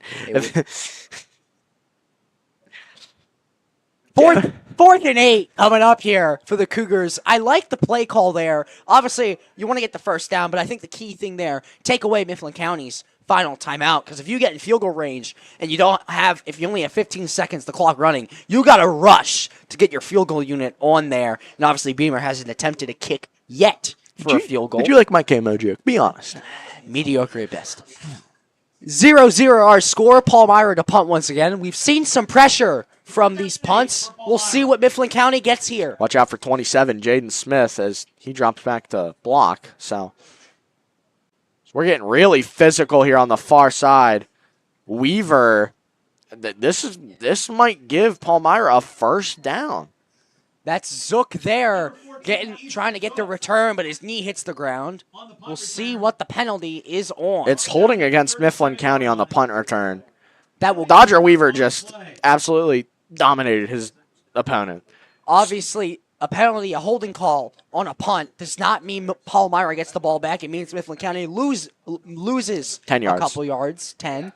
So we're going to have 68 seconds here for Mifflin County to drive. No score here so far. Once again, another low-scoring affair here for the Cougars. They won 9-7 over Waynesboro last week, who's dominating.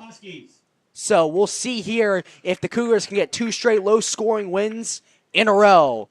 But can Mifflin County strike here just before the half, or will they take it to the half? I think, what, you have 67, 68 seconds left to go in the first half. I think you gotta go try something.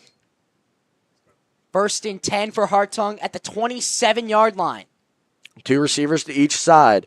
It'll be Farley and Weaver to the near side, Hartung and Beamer to the far side. Strohecker with Farley. Or not Farley, my apologies, Beamer. Dropping back, draw play. If you're going to run it, you want to run it early. And absolutely blown up by number 35, Jake Shellhorn. You just see there, Palmyra is just all over it. You want to try and maybe have one rushing play maybe on this entire drive. And that was the time to do it. That was the time to do it, but nothing going. We'll see Mifflin County here with some tempo here, 2nd and 12 after the loss of 2. 40 seconds left in the first half. Hartung looking, throwing, lobbing, too high. Hits a Palmyra coach in the head. Looks to be okay. That'll be 3rd and 12, 35 seconds. They could run this out to the half, which I think would be the smart thing to do if you're Mifflin County. Palmyra does start the ball with the second half. Second half action will have the homecoming court announced, and we'll give you our live MCTV halftime report. 3rd and 12. I would be shocked if Mifflin County doesn't take it to the half here. They could run it for a touchdown. Very possible. Strohecker's had a great night. Now we're going to stoppage. My apologies. Offsides against the Cougars. You got to think these teams probably have 8 or 7 penalties. That was an impressive cartwheel, Colston. That was an impressive cartwheel. But both of these teams have probably around 6 or 7 penalties each side. So 2, 6, 7 jokes in the same drive, people. Well, they do. You've seen these teams are not been disciplined so far tonight, Colston. 3rd and 7 coming up. Focus on the game. Dropping back, it'll be a handoff. The smart decision. And that will take us to the end of the first half. Mifflin County, zilch. Palmyra, nada. 0-0 is our score. And Luke Bender, a part of our MCTV crew. Speaking of the MCTV crew, I'd like to thank everybody a part of the MCTV crew. We got Sierra on instant replay, Wyatt running VMix, Loudon up on the roof, Mr. Herto running the video board here. There's a lot of names here. I'd like to thank everybody. Ava, Ethan on one field cam. We have Maddie and Mason on another one. Full house here tonight up in the booth. We got Loudon on the roof. Don't forget Loudon. I said that. First time, though, here. So he's a rookie for that. Yep. And we're going to go to halftime with them. It's almost halftime. When we return, it's going to be That's not what I was going to say, but well, homecoming court at halftime. Stay tuned. Watch for that. And hope I don't mess up again. Homecoming court. We'll find out our king and queen. This is a rough halftime. We're going to head to halftime. MCTV halftime report as well, coming up after the homecoming king and queen. No score here as we head to halftime here. We'll see who strikes the first points when we come back.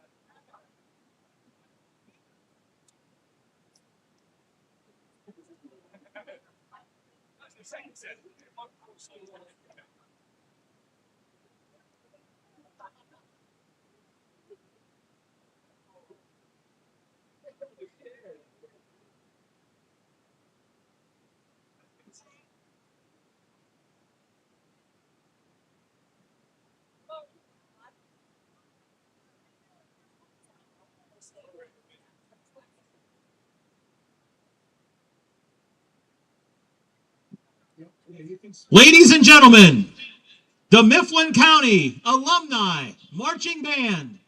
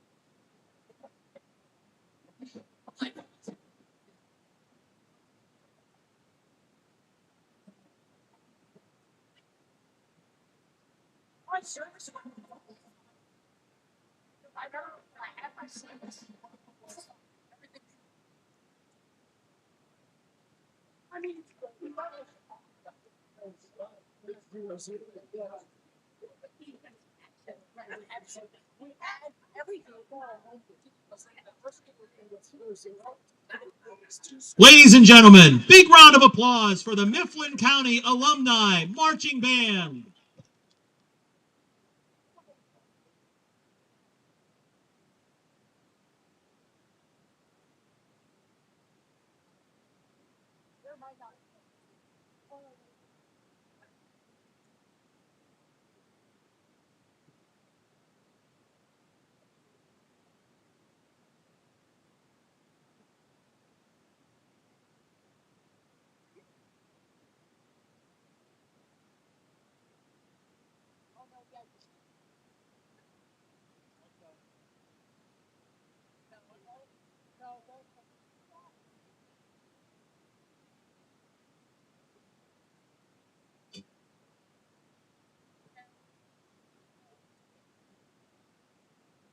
Oh, I could hide neath the wing of the bluebird, and she sings.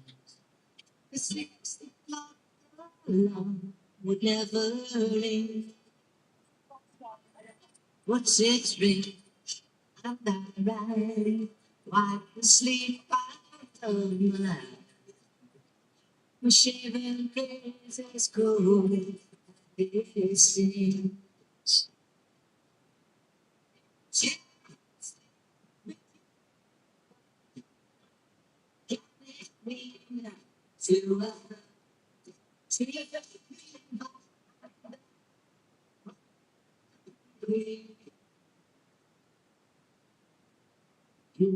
Good evening and welcome to Homecoming 2025. Coming onto the field in front of you will be 16 members of the class of 2026 who have been selected to this year's homecoming court. Let's meet these awesome young men and ladies from this year's class. First, we have Justy Attic and Reese Christine.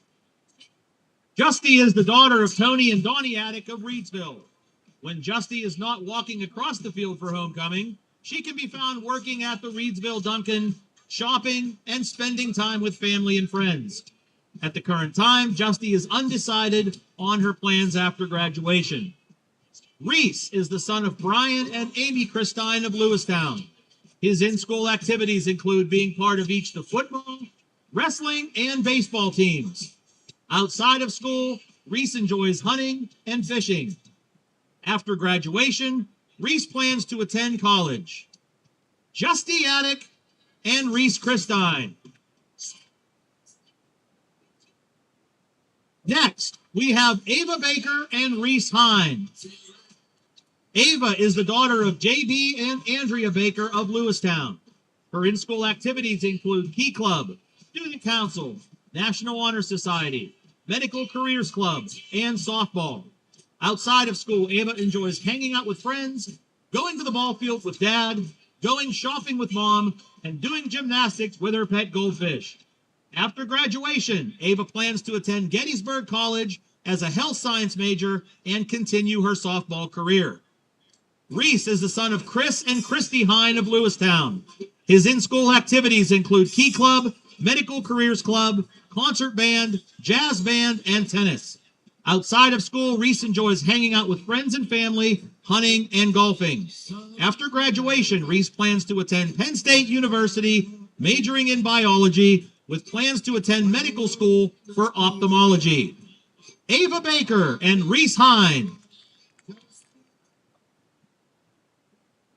Next, we have Maya Burke and Reese Bell. Maya is the daughter of Kathleen and Jeff Burke of McBaytown. Her in-school activities include STEM internships and a journalism intern helping to write and edit the school newspaper. Outside of school, Maya attends the Margaret McCann School of Dance and also enjoys spending time with family and friends. After graduation, Maya plans to attend a 4-year college. Reese is the son of Jason and Erica Bell of Belleville. His in-school activities include Key Club, Mifflin County Sports Media, journalist for the Tyrian, as well as indoor and outdoor track and field. Outside of school, Reese works at Wilson's Meats and Groceries, hangs out with friends, and collects sports cards with his dad. After graduation, Reese plans to attend college and continue to throw the javelin while pursuing a degree in sports media and business. Maya Burke and Reese Bell.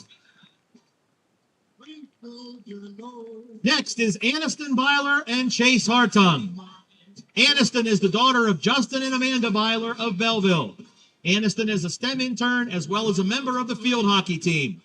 Outside of school, Aniston enjoys spending time with family and friends as well as working. After graduation, Aniston plans to explore a career in either the medical field or primary education. Chase is the son of Mike and Alana Hartung of Lewistown. Chase is a member of both the football and baseball teams here at Mifflin County. Outside of school, Chase enjoys hanging out with friends and family, as well as playing all types of sports. After graduation, Chase plans to attend a 4-year college to study finance, as well as continue to play football or baseball. Aniston Byler and Chase Hartung. Next, we have Allie Caruso and Bruce Baker. Allie is the daughter of Shelby Caruso and Frank Caruso of Reedsville. Her in-school activities include yearbook club, field hockey, and indoor and outdoor track and field. Outside of school, Allie enjoys competing with Blue Lions field hockey, running, reading, hanging out with friends, and walking her pet cannoli. After graduation, Allie plans to attend Roberts Wesleyan University, majoring in exercise science and continuing her field hockey career.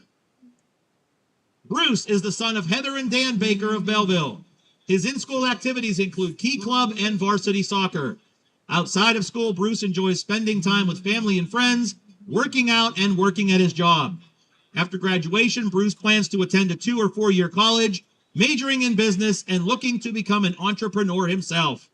Allie Caruso and Bruce Baker. Next is Addie Fultz and Bo Reeder. Addie is the daughter of Fred and Tish Fultz of Belleville. Her in-school activities include student council, spirit club, mini-thon, STEM intern, field hockey, and Addie is the president of the class of 2026. Outside of school, Addie enjoys spending time with family and friends, shopping, working out, and waitressing. After graduation, Addie plans to attend Kutztown University to study health and education while continuing her field hockey career. Bo is the son of Rob and Tara Reeder of Lewistown. His in-school activities include being a STEM intern as well as varsity football. Outside of school, Bo enjoys hunting, fishing, golfing, and spending time with family and friends. After graduation, Bo plans to attend a 2-year technical school. Addie Fultz and Bo Reeder. Next is Annie Crone and Easton Zook. Annie is the daughter of Shelley and Matthew Crone of Reedsville. Her in-school activities include Vice President of National Honor Society, Key Club, Class of 2026 Vice President, TSA Fashion Design, STEM Intern, and the Penn State Pinning Tool Collaboration. Outside of school, Annie enjoys hiking, baking, paddleboarding, dancing at the Margaret McCann School of Dance, eating Spam, and taking care of her pet donut. After graduation, Annie plans to attend Penn State University and major in mechanical engineering. Easton is the son of Travis and Melissa Zook of Reedsville. His in-school activities include being a member of both the football and lacrosse teams. Outside of school, Easton enjoys hunting, fishing, golfing, and spending time with family and friends. After graduation, Easton plans to pursue a career in nursing. Annie Crone and Easton Zook. And our final couple is Mackenzie Peachy and Evan Strohecker. Mackenzie is the daughter of Brandy and David Peachy of Belleville. Her in-school activities include National Honor Society, Key Club, MCTV, soccer, and basketball. Outside of school, Mackenzie enjoys working and hanging out with friends. After graduation, Mackenzie plans to attend Penn State Altoona to play basketball and major in mechanical engineering. Evan is the son of Shane and Leanne Strohecker of Yeagertown. His in-school activities include MCTV, baseball, and basketball. Outside of school, Evan enjoys golfing and hanging out with friends. After graduation, Evan plans to attend a 4-year school to study environmental science and continue his baseball career. Mackenzie Peachy and Evan Strohecker. And direct your attention to the press box side of the field, returning to Mifflin County High School to crown our new winners, our last year's king and queen, Amaris Foltz and Ben Snyder. Amaris is currently attending Penn State University, where she is majoring in film production. Ben is currently attending Embry-Riddle Aeronautics University, where he is majoring in aerospace engineering while working on a minor in physics. Ben has flown all the way from Florida, and he arrived yesterday just to be with us here this evening. Amaris Foltz and Ben Snyder.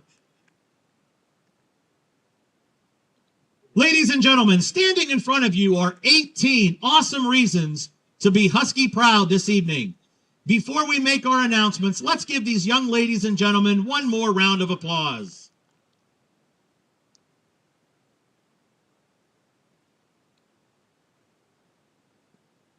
Okay, the votes have been tabulated. After the senior class voting this week, our king and queen runners-up, Bruce Baker and Allie Caruso.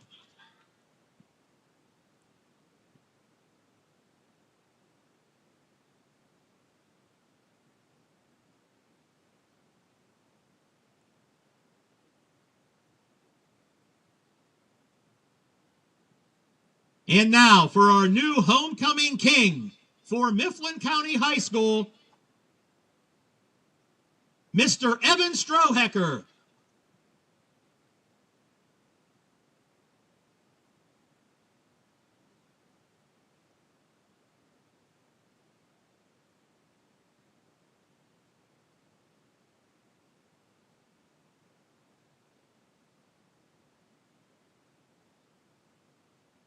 And every king needs a queen to escort on a special night like this.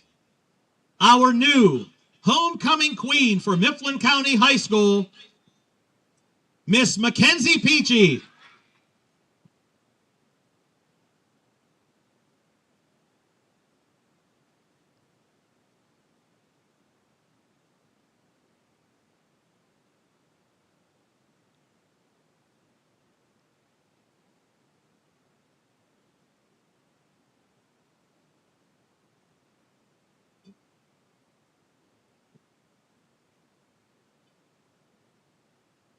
Oh, I could hide neath the wings of the blue one she sings. The six o'clock alarm would never ring. But it's ring, and I ride, wipe the sleep out of my eyes. The shivering is cold, it stings.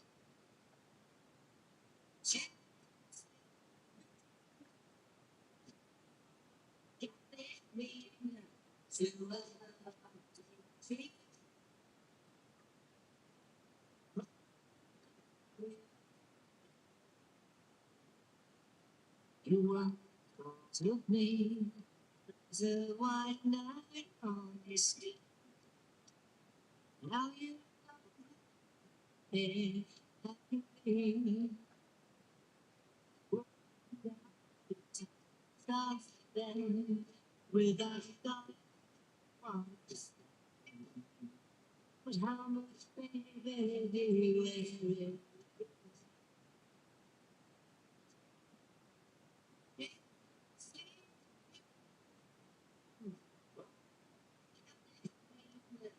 to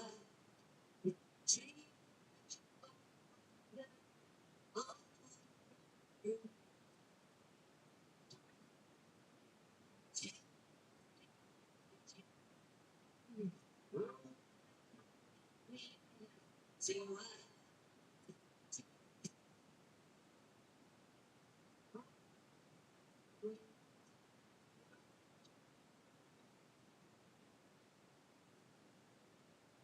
Just a young gun with a quick fuse. I was your type. Wanna let loose. I was dreaming, making freezing. Wanna get my own life design. Not a yes sir, not a follower. Fit the box with the mold, receiving the foyer. Always like me. Congratulations to everybody on the homecoming court, and a special congratulations to MCTV's own Evan Strohecker and Mackenzie Peachy. It's an MCTV sweep. Congratulations to the 25-26 King and Queen, Evan Strohecker and Mackenzie Peachy. As we said, it's camo night. Bunch of floating heads. Can't see the camo. 2 times you've made that joke already. And it's funnier the second time. It really isn't. It just yes. isn't. So we're getting a nice close-up of everybody on the court.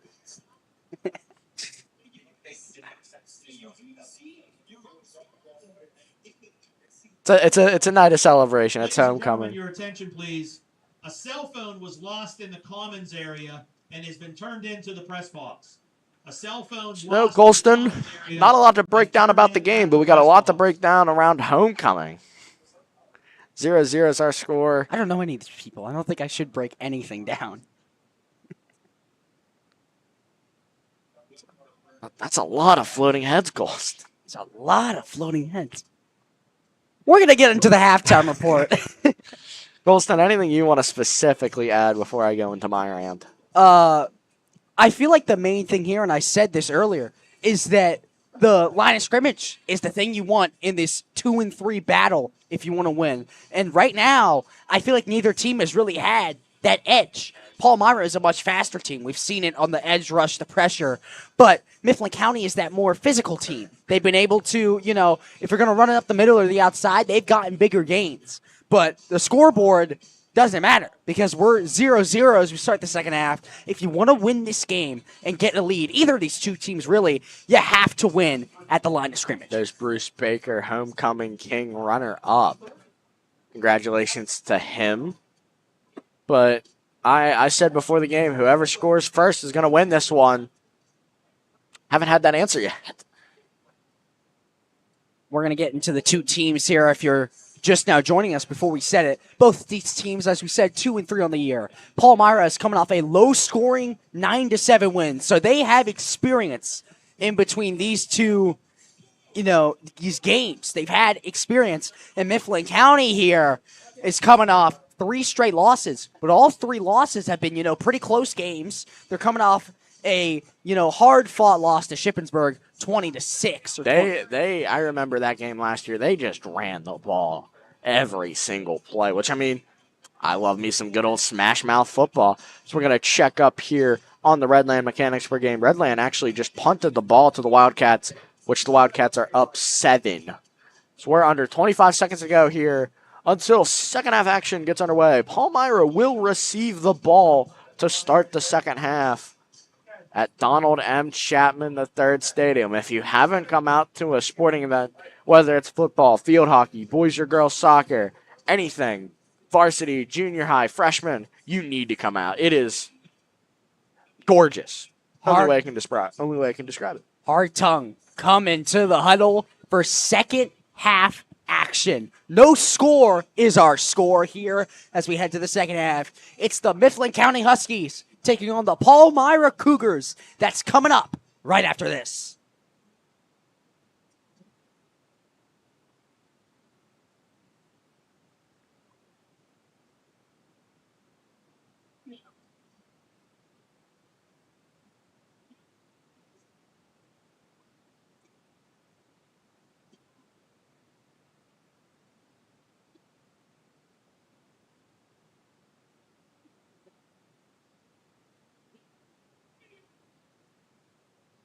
We've played 24 minutes of scheduled football. We have 24 plus left to go here, depending on how this game ends up. Weaver had the big fourth down breakup inside the Huskies 5, maybe even the end zone. I'm not 100% sure, Colston. Would have You been could would have been in the end zone, and he's set to kick us off in the second half. Marching band here getting some love, the 3-time state champions. As Weaver gets us underway at Kish Bank Field for the second half. This one perfectly placed in between the returner and the upmen. Has a lane, gets to the 30, not much farther than that as we are already getting chippy. Obviously, you saw in the first half, there's a lot of tension here between 2 and 3 teams, and we're just going to see probably more tension as you start the second half. We haven't had any score, and as Aiden said here, the first score, pivotal in any game, feels even more important in a game where there hasn't been any score. So, Palmyra coming onto the field, and we're having a quarterback change. It's the freshman Jackson Robinson. We'll see if he will get this team started. Here's 1st and 10, trips near side, man in motion.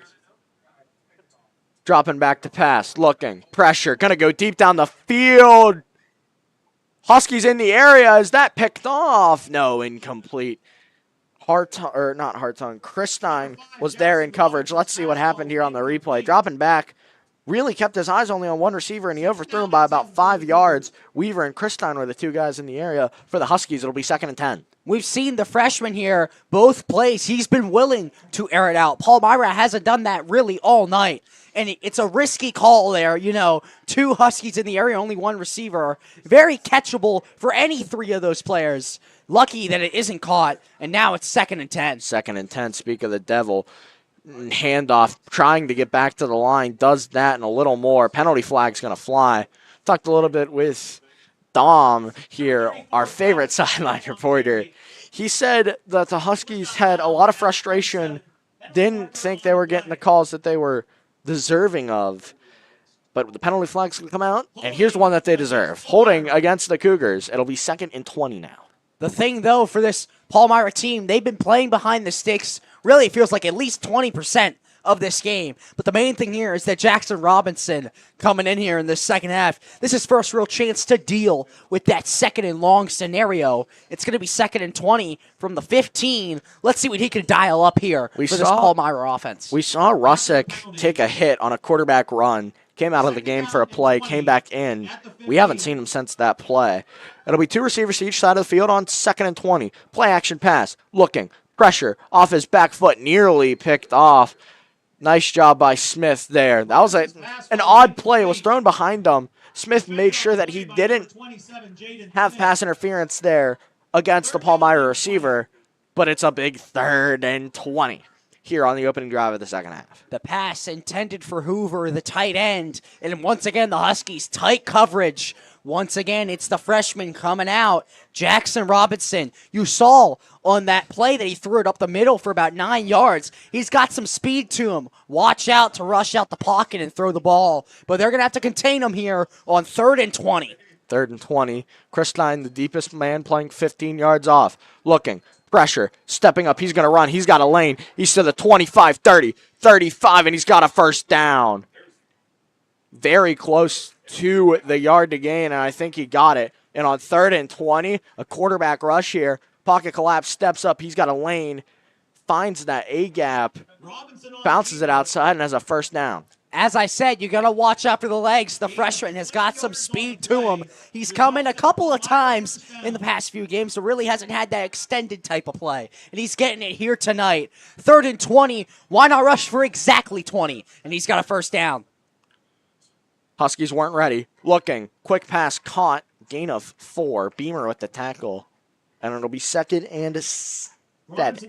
Talent spec, they like to call him an athlete. Quarterback, receiver, cornerback. So he's been able to do it all here for this Palmyra team.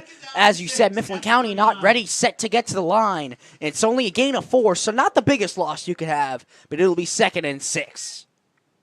2nd and 5.5. So the ball gets placed at the 40. 2 backs, 1 in motion. We've seen them run this before. This one just a nice power up the middle. He's got a lane. He's to midfield. First down, Cougars. First real drive they got across midfield. McDonald here, you just see him go up the middle. He's the power back of this committee here for the Cougars. You see him just go straight up the gut, and that's really been his best rush all night. It's putting Palmyra in a prime position here to strike first at the 47 with a 1st and 10. 1st and 10 at the Huskies 47. Second time this game they've got across midfield. And if they score on this drive, you got to go back to the 3rd and 20. Quarterback, keeper, nowhere. As you said, the keeper there, Jackson Robinson. You saw he had the speed on 3rd and 20, so watch out for that read option, possibly a triple option with that formation of 2 running backs in the backfield that they've been using. But that one really nowhere to go for Palmyra, and that's going to be a loss of 1. Once again, Palmyra playing behind the sticks. Let's see if the Huskies can stop them. Here's 2nd and 11. Daubert had the tackle as we look at Dodger Weaver. Here's 2nd and 11. 10 minutes left to go. Jet touch pass. Nice cut. Jaden Smith right there to blow it up. Braxton Risser, their running back receiver, and they like to call him the gadget here of this team. And you just see the wrap up there. And Jaden Smith here really has got more playing time as the season's gone on. He's been impressive. And now 3rd and long once again for the Cougars. Smith has the club around his left hand, I believe, or at least he had it in the first half. Obviously has been dealing with some wrist problems. It's hard to see there. Number 27 playing the right outside linebacker. Here's 3rd and 11. Dropping back. Play action pass. Looking deep to the outside. Incomplete. Could have called offensive pass interference if it were caught. But the Huskies have a little bit of a scare after the 3rd and 20 run at the end of the day. No avail. Here comes the punt team for the Cougars. This, I believe, is the first punt for Palmyra, or maybe the second. We haven't had much punts, but we've had plenty of 4th downs, and plenty of them they have tried to go for it. This Now, 4th and 11. Here's a story. Holt came off the field with a hand injury. I think it might have been a dislocated finger. He's back in the game now. Let's see if that could affect him at all. Here's 4th and 11. Low snap, pressure, line drive. Will go out of bounds at the 16-yard line. Huskies get the ball in their own red zone. 3 minutes off the clock. You're watching MCTV. Holt's punt goes out of bounds at the 17-yard line, where it'll be 1st down and 10 for the Huskies.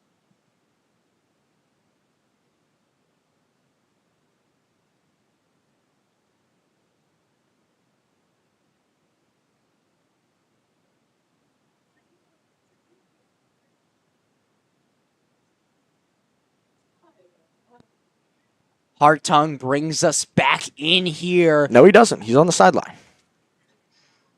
The shot is Hartung. Brings us back in here. Chris Stein, the quarterback. Quarterback keeper bouncing it to the outside. Breaks off a couple tackles. 30, 35, all the way out of bounds at the 40-yard line. And a 1st down. Huskies. Obviously, the injury by Hartung means, he's a little bit slower. But Chris Stein there, just a powerful runner, much faster than Hartung, even when Hartung is healthy. That could give them the spark they need. 1st down. Chris Stein staying in here for the Huskies. I like it. If you're Mifflin County, you got to shake up this game, especially in a 0-0 tight defensive showdown. A gain of 20 like that, it's going to be another quarterback run. This one doesn't go as well. The first one went for 20. This one goes for 2. It feels like Chris Stein, even though it seems like he was going behind the line. I love the fight by the senior. Obviously lost his job to the other senior, Hartung. So why not here show a little bit of what you can do? That run ability there looks like he's going to get a loss of maybe 1 or 2. Instead, he gets a gain of 3. That's the fight you want to see. And now it's 2nd and 7. Both Chris Stein and Hartung were on the homecoming court. So here's 2nd and 7. Another quarterback keeper cuts back inside. This one looks like he got tripped up at the 45, dives, and that's what you can do with that length. 6'2", am I 100% right on that, Colston? He's 6 foot, as it says, 6 foot, 175. But maybe with that dive, he's got the wingspan of 6'5". So that's a big dive there. The fight for the first, good awareness there, and now it's 3rd and 1. I said he was 6'2". Your paper says 6'0". The scoreboard said 6'1". So we'll just say 6 foot to 6'2". Chris Stein still in the game on 3rd and 1. It's been a quarterback run with him every time he's been on the field. Here's a no different first down Huskies. Christine been putting the team on his shoulders, literally. 3rd and 1 here. You just see you got some big hits here. Palmyra has been doing it all night. Christine is getting the offense what they need, just a bit of momentum. And obviously as a quarterback, he can throw as well. Got to watch out for that here on 1st and 10. Here is 1st and 10. Christine still in the game. Hartung on the sideline. Handoff up the middle. Gets a gain of 2 or 3. And it'll be 2nd and long for the Huskies. Zaire Hill there, the carry. He doesn't get much playing time, so you'd love to see him, get a rush up the middle here for Mifflin County. Only a gain of 2. The sophomore for Hill, he really doesn't get much playing time at all. He'll go out here for Strohecker. He's been the lead back here tonight, and here comes Hartung He's back. as well. Gain of 3 on Hill's rush, no relation to Tyreek Hill, and it's going to be 2nd and 7. Hartung in the gun, trips to the far side. After the Christine got them to this point, let's see if Hartung can convert. Dropping back, draw play, nice. The draw plays have been working for Mifflin County, and that one, no different. That's a Huskies first down. You see, the draw play, 2nd and 7. Huskies, plenty of time really to draw up the draw play. And you see, it's physical. Putting his head down, Strohecker fighting for extra yardage. They're going it's first down. Quick back to the line. Low snap. Hartung kind of didn't know where Strohecker was. That was kind of an awkward exchange, in my opinion. Gets back to the line. Gain of 0, and we are halfway through the 3rd quarter. 0-0 still. No gain on that play for Mifflin County. Maybe a loss of half a yard. And Hartung here, you just got to see what he's got here. We've seen one drive thrown an interception in the red zone. In the end zone. In the end zone. In a red zone opportunity. Only one red zone opportunity, that one by the Huskies. Let's see if they can get their 2nd. But so far, they've got to get through a 2nd and 10. 2nd and 10. Hartung. Another handoff. Strohecker. This one doesn't go anywhere. Rough tackle. Upper in the collarbone face area. Nowhere to go. It's a loss of 1, and it's a big 3rd down here. I got to say, I don't like that play call. They've been running it all night here on the inside. Even if you try and bounce it outside, you're behind the sticks already. Rush it on 2nd and 10. Obviously, nothing going there. You've seen Christine. He's been able to run it great. Why not put him back in, try and get some yardage? Have they ran a pass play this drive? They have not. I didn't think so. We're going to maybe have our first here. 3rd and 10 from the Cougars' 35. 3rd and 10. Dropping back to pass. Looking, surveying, stepping up, feels the pressure, rolling out on that sore knee, throwing off of the hands of Weaver. Right in front of our camera lady, Ava Kelly. Incomplete. Here comes 4th and 10. Not really in a spot to punt. Not really in a spot to kick a field goal either. 4th and 10. Let's see what the offense has dialed up as they expect to go for it. Hartung is back out there. Got to give a shout out to Ava Kelly, our camera person. Took a hard hit off Christine, stayed on her feet. Great work. I'd like to thank everybody part of the MCTV crew. So we're going to have a timeout called by the Huskies. That'll be their first of the half. 4:58. Colston, you have anything you want to add before we go to break? I feel like the main thing here, 4th and 10, you can't have these little, trick plays here. You got to try and get something dialed up. We saw, beginning of the game, threw it up the middle to Beamer for a solid gain of 20 to 25. I don't think they've tried that once since. Get back to your bread and butter. See what's been working here on a pivotal 4th and 10 from the 35. 4:58 left to go in the 3rd quarter. 0-0. Big play coming up when we return.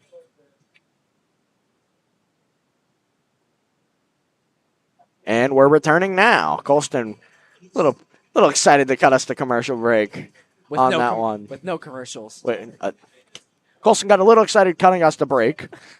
Is that better, Colston? Much better. Thank you. Here's 4th and 10 from near to far. It'll be Weaver, then Beamer, Strohecker, Farley, or Zook, then Farley. Dropping back to pass. 4th and 11. Hartung looking, needs the first down, throwing, incomplete. Penalty flag is thrown. This might be roughing the passer. Obviously, that pass there, really not a chance to get that first down, but we'll see what the marker is. Roughing the passer against Palmyra. Mifflin County has a 15-yard penalty and a first down. The spark they possibly need. They go from the 35 all the way to the 20 on their second red zone opportunity here. Let's see if they can cash in. That is a terrible time to get a penalty like that. That is going to put the Huskies to the 25. The ref's carrying the ball. He's to the 20. That's where he'll stop. And it's the Huskies in the red zone and in field goal range for Beamer. Obviously, last time Mifflin County got down here, really didn't do much. Through the pick there, this a chance for redemption. 1st and 10 from the 20. It'll be trips to the far side. Weaver one-on-one at the near side of your screen. The near side of the field, handoff. Strohecker breaks off one. He'll fall forward for a gain of 2 or maybe 3. Weaver. A little bit of pushing and shoving there by this Weaver. Game's getting chippy. Very chippy. Weaver and DeGuarda, I believe. I'm sorry if I'm mispronouncing that. We're going to see. Peter DeGuarda. I believe this is going to be against Mifflin County. This might be offsetting as well. We'll see what the call is. If it's offsetting, we, I believe, redo the down. It's going to go against Mifflin County and also against Palmyra. This is Offsiding penalties. Palmyra does not like that. Will result in a replay of first down. So it's going to be, once again, 1st and 10. Mifflin County gets a redo with no penalty. Palmyra really does not like that call from some of the fans here. I will say, they have a lot of emotion. Weaver out of the game now. So it's going to be 1st and 10 at the 20. 1st and 10 at the 20. We'll do it over again. Trips to the near side, dropping back. Draw play. It worked before, and it'll work again. 15-10. Strohacker's a lane. He's in. Touchdown, Huskies. And that is what you like to see out of the sophomore. We're just going to take a look at this. I got no words. Outside, the draw play works all night. And you see he's going to the edge, slowing it down. The dive. The perfect play there by Strohecker. You can't do anything better. And Mifflin County strikes pay dirt for the first points of the game. 6 pending 7-0 with 4:30 left to go in this third quarter. Number 1, Joel Beamer on to attempt the extra Beamer's point. going to bring on the extra point here. Boy, that roughing the passer penalty. It's going to bite them in the butt right now. Low snap. It's going to be a fake. Christine's going to try and bounce it to the outside. Has Weaver. It's caught. The 2-point conversion and the fake field goal is good. It's absolute pandemonium in Mifflin County. The fake, obviously perfectly drawn up. We're going to take a look at the replay here. I think it's just a bad snap. Christine tries to take it, and Weaver getting a little bit of revenge here as he catches the 2-point. We are 8-0 here in this third quarter. Mifflin County, big momentum. I will say this. That is a play. I will say, I'm going to give it out. Play of the night for Weaver right there. The heads-up situational to realize, oh, crap, bad snap. Got a quick scramble outside. Gets into the end zone. Has a guy wide open. Christine, the backup quarterback. We've seen him in earlier this drive. He throws the last pass. 2-point conversion's good. And we have an 8-0 game at Donald M. Chapman Stadium. You couldn't write it up any better. The dive by Strohecker to put the Huskies on the board. And the snap goes wrong. No problem. Weaver puts it in. 8-0. Who needs a kicker anyway? We're going to need a kicker here for the kickoff, though. Weaver, who scored... Good segue. Weaver, who scored the 2-pointer, will kick it off for the Huskies. And I'm telling you what, it's been awfully quiet on this Palmyra sideline after the touchdown. So it's 8-0. First 2-point conversion for Mifflin County is good on the air, at least at home, that is. We only have one more home football game, and that's versus Gettysburg in a couple weeks' time. This kick's going to be caught at the 15-yard line. He'll bring it out to the 20, to the 30, still on his feet. Nice job by the Huskies after he broke free, and we are getting really chippy here. Penalty flag flies. It's a This two is and- this is getting chippy. This is getting too bad, Colston. a 2-3 battle. You got to have some emotion here if you want to try and finish above 500. And Laundry here, I feel like it's been pivotal. Obviously, the roughing the passer call led to the Strohecker touchdown. And we'll see who they pin it on here.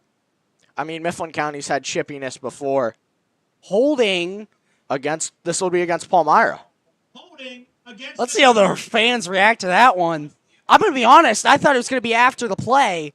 I didn't see any holding, but Palmyra is going to start behind the chains again. A long field to go.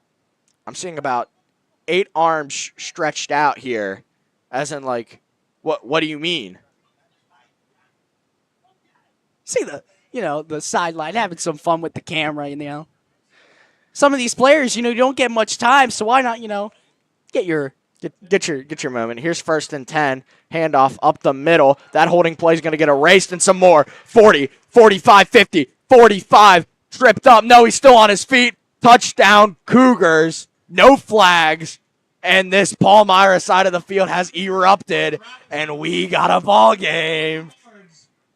McDonald here. There's really no other way to put it. He's listed as the power back, but why not show a little bit of the speed just down the sideline? And pending, maybe they go for 2. I would after that. They got to go for 2 here. It's a 2-point game. But, you see the momentum go in Mifflin County's favor. All of a sudden, offenses erupt, and it's 8-6. Pending the 2-point. That kid had some wheels on him. I'll give him that. Reese Christine, not a slow player by any means. We've seen what he did here. And I'm telling you what, I think that's the loudest I've ever heard an away crowd at a Mifflin County game after he broke free. Holding or not, here comes the biggest play of the night. 8-6 is our score. Palmyra won by 2 points last week. This to tie up the game. Handoff, slant pass, incomplete. Denied there by number 24, Lucas Hartung. Say the fake handoff, 1-on-1. And the Huskies get just a little bit of momentum after a second strap for an 8-6 lead. 4:07 left to go in the third quarter. We've gone from 0-0 to pandemonium, as I like to call it. The kickoff here once again. The Cougars only need 1 play, and it's a 2-point game in the Huskies' favor. 9-7 was the score last week. It's 1 point less for each side this week for the Cougars. But the rules are reversed. The Cougars were up. Now they're down. Palmyra's loud. Mifflin County's loud. This is what you watch football for. Two gritty teams, 2 physical teams, 2 teams that want it more than the next guy. But this right here, we're going to have 16 minutes and 7 seconds. Maybe some overtime, but highly unlikely in a 2-point game unless Palmyra gets a safety.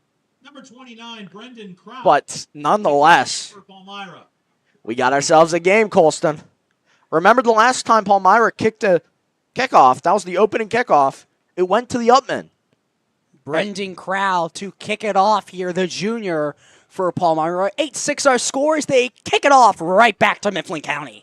This one might go out of bounds. It will, and that's going to put Mifflin County at the 40-yard line. And once again, another yellow flag on the field. It seems like here the number one thing, it feels for both sides, is you got to stop committing these penalties that can be easily avoidable. The roughing the passer, the Kick out of bounds. Kick out of bounds. These are plays that you can stop if you just don't make that critical mistake. In Mifflin County here, coming off the 2-point conversion, a little bit more momentum with a short field here. Hartung is going to come out, not Christine here, as he's going to try to extend the Huskies' lead by 2. You know, thinking about it, that bad snap is the best thing that could have happened to Mifflin County. Think about it. Because it would have been a 7-7 game had that not happened. But now, Mifflin County is up by 2 and they have the ball. 7 points gives Mifflin County a 2-score lead. Here's Farley in motion, the tight end. Palmyra looking like they're sending pressure. They do. Penalty flag, and it's a false start. We haven't seen much of the false starts here by Mifflin County. We saw them early. We're getting one here. So you get some solid yards off the kick out of bounds. Gets a little bit of that taken away here. Loss of 5 yards there, and it's 1st and 15. A sarcastic cheer here from the Palmyra side after a flag goes against Mifflin County. Both teams, This is just a weird game in the sense that the penalty flags. You usually see 8 to 12 penalty flags a game, maybe more. I'd say around 12 to 15, actually. I bet there was 15 in this quarter. Well, maybe not 15, but Not in the quarter, but in total, the first half. In the first half, maybe total. It's been a lot of laundry here. Another there. 1st and 15. Dropping back to pass. And a penalty flag and a timeout are both thrown. Play clock shows 0.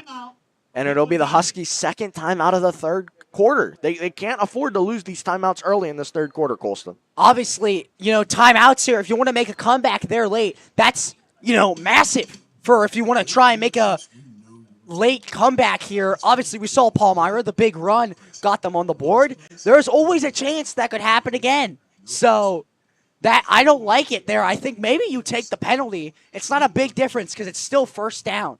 So it's the second timeout. Only one left in this game, pending overtime. 8-6, our score. 1 timeout for the Huskies, 3 for the Cougars.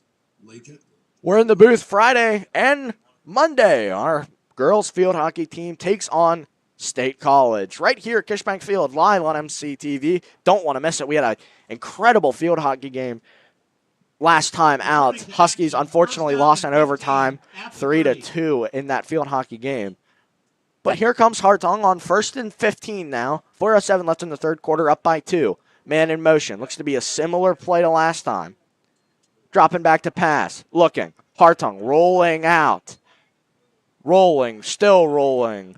Goes out of bounds at the yard to gain. Maybe a couple of yards. Still second long. We saw there the running back there once again is Hill. We're seeing him get a little bit more of that playing time here, the sophomore. You see him get more of that playing time in maybe JV. But you see here, Strohecker's had the main load, and obviously Kaufman, the injury at the beginning, means that Hill gets a little bit of a extended role, these opportunities to get something going there. Doesn't get the ball there, but it's nice to see.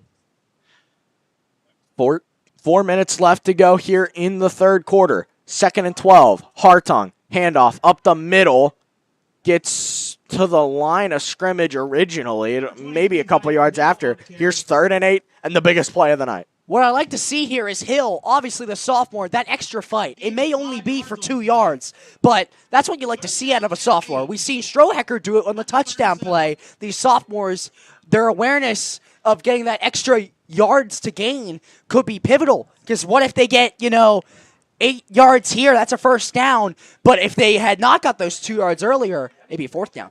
Every yard matters more than the last. Here comes 3rd and 8. Hartung, shotgun, 2 receivers to each side. Play action pass. Hartung looking, airing it out deep for Zook. Has a yard of separation, a yard overthrown. And Palmyra is going to force a 3 and out. And the Cougars, after the big 80-plus yard touchdown, get the ball back. And now the snowball's starting to roll for the Cougars. You saw there, Zook here, he had some, something dialed up. He had his man beat. Hartung, you put that on the money, the Huskies might be back on the scoreboard. That's a play you just need to have back. You saw Hartung going to the sideline, beating himself up over it. It remains 8-6, and Beamer to punt. Beamer faked a punt against Mechanicsburg. This one, just an ordinary punt, sky-high kick, caught at the 30-yard line. Trying to bounce it outside, nowhere to go. Want a face mask call. They aren't going to get it. And that's just going to add fuel to the flame for the Palmyra fans. That's Jacob Traxler getting the tackle there for the Huskies. He's down every punt, I think. I swear he is. I was going to say that. The big body there, the long snapper, you see him go down there. You're thinking, how's he down there that quick? He's a fast long snapper. And he can get down there, get a great tackle. As you see, goes for the knees. Exactly what you want to do. Didn't he have have a visit? He had a visit with Arkansas. That's what I thought. So it's, interesting to see that. You love to see it. Here's 1st and 10. Dropping back the pass. Looking. First read, not there. Second read. Ball goes out of bounds, and it'll be 2nd and 10. What I like to see from this Robinson kid, even though he's a freshman, he's not afraid to throw those little out routes. I think that's a good ball. If he gets just a little bit more time, he waits just a little bit longer, you let that play develop just a little more, could be a solid gain. As the freshman, obviously, not a lot of experience. You put that ball on the money, wait just a little bit longer. That's a solid gain, exactly what you need on first down. That hitch corner combo route there didn't quite work out for Palmyra. Kind of threw it right in between both receivers. Two-back set, expect one to go in motion. This time it doesn't. Handoff up the middle, nowhere. We saw earlier that was the play they scored on. Just a fight for the ball there at the end. I believe they tried to say it popped out. It did not. I believe he was down. But you see here, it's the same play they scored on earlier. We saw a shift from the line. I don't know if you saw that. Mifflin County just kind of expecting that outside run. They say, we're not having any of that. And it's a loss of 2. 3rd and 12 coming up. Mifflin County has one of the best defenses in the mid-pen. Realistically, that big play, that doesn't happen every game. Here's 3rd and 12. 2 receivers to each side of the field. Huskies show pressure, back off. Here's 3rd and 12. Looking over the middle, incomplete. That one intended for number 11, Talon Speck. Christine, the nearest defender in the area. Both teams go 3 and out after 2 touchdowns. That'll be Talon Speck, the intended target. You saw up the middle. You know, the middle routes, I feel like so far for both sides, been pretty open, so they try to dial another one up there. And I think it's been underused by both of these teams. Timeout called. This is an official time. I believe they're saying they have to move the ball back just a little bit.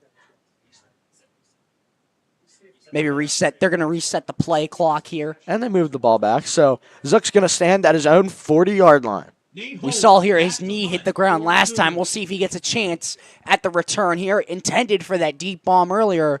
Wasn't able to connect. High snap. But the penalty and laundry. flag. That was weird. We'll see what the penalty's on. It's going to be false start. No, illegal procedure on Palmyra. That was I think that's the best thing that could have happened for him. That would have been a pivotal play. That's 10 yards over his head for the punter. That's in the end zone.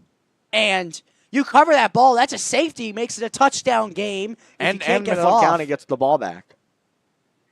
Massive play there, overtaken by the refs. They've been, a little bit trigger happy, but I feel like a lot of these, easy calls.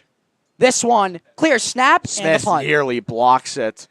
Zook slips, catches his footing at the 45. He's got a lane. This play's going to get called back. Here's Zook, 30, 25, 20, 15, cuts inside. He'll be down at the 10-yard line, but there's a penalty flag against Mifflin County, we're going to assume. But obviously, I want to just take a note. Zook, you saw there at the beginning, obviously the trip, but I love the fight. Go all the way to the 10. Doesn't matter what the penalty is. We're going to have some penalties late here. And I'm telling you what, coaches are fuming right now for Palmyra. They were yelling at the ref, trying to make sure clarity, and then 2 more penalty flags are thrown. Helmets are thrown. That's by number 9, Braden Hoover. Said it meant a lot to him this weekend, and it's showing. Could be, if it's offsetting, we'll see what it is. It won't be offsetting because one was after the play. We'll see what they decide to do here. I think it's going to be from the spot of the foul. They'll move it back 10, and then 15 for the unsportsmanlike conduct. So Mifflin County, either way, they're going to have a short field to go. Obviously, I'm as a guy who watches every NFL game as much as he can. I've never seen this before. This is a new scenario. This is new territory. We'll see where the refs try and spot it. Now they're moving a little bit back. They're moving towards... I think the officials are trying to figure this out. Officials have been very busy tonight. I'd like to thank every official. Without them, none of these games would be possible. So they're moving from the spot of the foul, they're moving it back 10, and then they're going to move 15. Wow. So we're going to have a little bit of stoppage in play. As I said, really all night. 2 and 3 teams going against each other. A lot of emotion is really headed into this game. And really, with such a close game, low scoring, feels like we've had a lot of just heavy lifting here from both sides. We'll see what Mifflin County dials up. We're seeing in here is number 30. That's Brandon Kaufman. Was injured on the first play back in the game. You love to see it. I will say, I get why, but these are just kids playing with emotion. And you gotta love it. But it gets to a point. I get it. Handoff to Kaufman up the middle. Gets a gain of 10. Running downhill. Welcome back number 30. the number one thing here. He may have the most emotion coming off the injury, and he just rumbles forward for 15. The power back of these two, the senior, knows how to get it done, and he puts up 15 there, and a Huskies first down. He'll remain in the game. Tempo here for the Huskies. Once again, back to Kaufman. Cuts once again, and that's another gain. Still up on his feet. Maybe keep Kaufman in the rest of the game. I'm not even complaining. You see there, just up the middle, why not put your head down? That defender there, he had to get another one to put him down. The power back scenario working in succession. It's a gain of 9, a chance for a deep shot on 2nd and 1. Mifflin County once again running some tempo. Once again, back to Kaufman. This one doesn't go as far. Still enough for the first down. Penalty flag is thrown. And this, it's just building up. We'll see a stoppage. There's Timeout. another. Yep. This is 53, I believe, late in the play. Tried to punch the ball out. You're seeing on the replay. Oh, he's tossed. Number 53 for Palmyra has been ejected from this game. Number 15, Tyler Komanowski. That's... My apologies for laughing. We had a joke up in the press box. But that's, you That's- don't see much ejections. You said there may be more emotion than we're realizing here. Tensions are very high. I expect at the end of this game, there may be, I would say, a fight or two. But Well, I mean, I'd consider that a fight right here. We see we're gonna look at it here. So see 51 here. He's at look the out top for- of the pile. It's 53. We're looking for 53. He's at the top of the pile. You see at the end there, I believe he's trying to punch it out. It doesn't show there, but he definitely was. And it's goal to go, I think, for the Huskies. Or 1st and 10 at the 12. This a prime position for the Huskies to strike. Kaufman still the back. Palmyra stacking the box one-on-one with Zook off the far right of your screen. Here's 1st and 10, 1:07 left to go in the third quarter. Toss play, Kaufman bouncing it outside, nowhere to go. And a play with no flags. That's Jake Shellhorn.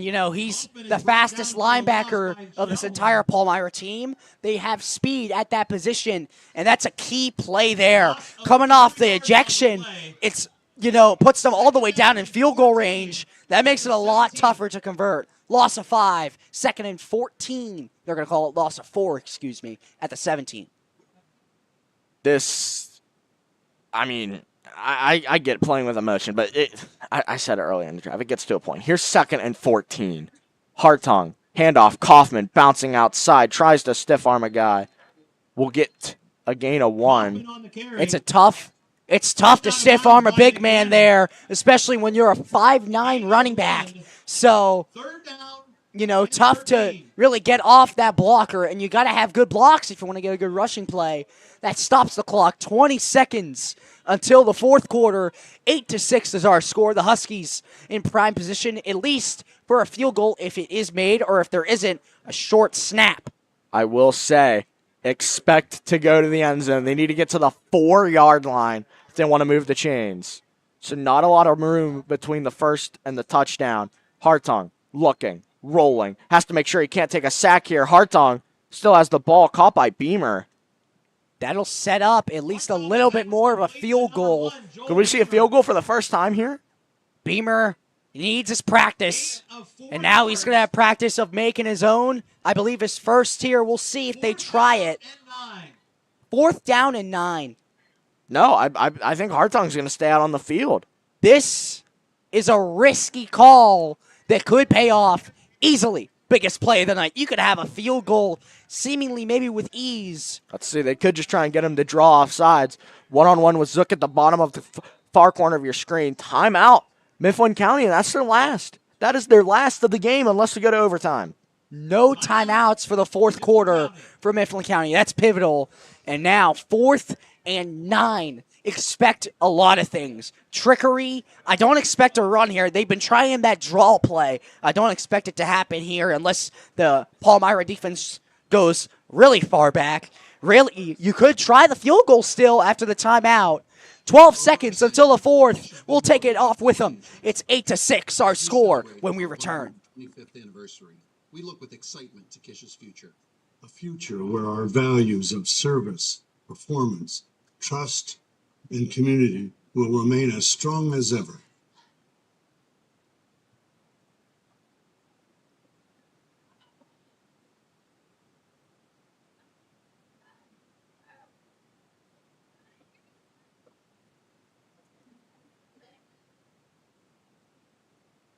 This is the big. Oh, too loud. My apologies. Why not blow the ears out? My apologies, but this is the biggest play of the season so far for Mifflin County. 4th and 9. This to make it a 2-score game, most likely heading into the fourth quarter. Hill is the back. No Striker, no Kaufman. And they jump off sides. That's going to be 5 more yards. 4th and 4. As we can see here to the clear, and you could call that on you could call it on all 4 of the defensive linemen on that one. Just a little bit antsy here. And now Mifflin County, the playbook's a lot more open. Will result in a 4th down and 4 From the 7-yard line, you need to get to the 3 for a first down. You need to get 7 yards for a touchdown. This right here could decide the Huskies standing, where they could line up. Here's 4th down and 4 at the 7. Kaufman is now the back. In motion. And now Mifflin County jumps false start. And another penalty flag. I mean, get one, take one back. Back to 4th and 9, and now the playbook is shortened. It's like, those Halloween baskets where it's like, take one piece of candy, and you put one back. That's what it's like. Wow. I mean, do you try and make them jump off sides again? Do we get to see maybe 3 in a row? I feel like you have to try and get them to jump at this point. With how this game is gone, what are the odds there's a penalty on the next play? I mean, 50-50. I'm not going to lie. And I mean, like, whenever I say this, I'm not hating on the refs at all. They are making right calls, and I agree with them. Here's 4th and 9 at the Husky 14. No penalty flags. Looking. Hartung. Stepping up. Hartung. Looking to the end zone. Back corner overthrown for Zook. Incomplete. No flags. 3 seconds until the fourth quarter. That a pivotal play. They don't try the field goal. So that's going to remain a 2-point game. 1 play left in this third quarter. Palmyra will get it at the 17 of Mifflin County. If you were afraid of, well, see, this is, all right, this is me thinking. Coach Aiden Stevens here in the booth. If you trusted, I think going for the touchdown there was the right decision. Because if they score, they have all the momentum. It's a 2-score game heading into the fourth quarter. If you kick the field goal, it's still a 1-score game, and nothing really changes. So here's 1st and 10 for the Cougars. Man in motion. That's the receiver. They're going to give it to him. The quarterback keeps it, actually. Nice fake. So he'll go to get a yard or 2 here. And we'll head to the fourth quarter. 8-6. Gain of 2 on the play. 2 straight low-scoring games for the Cougars. Can they be 2-0? 8-6. Tensions are high, and we'll see who comes out on top when we return. 1 quarter left to go. Pending more, if we get a tie, we'll head to the fourth quarter right after this.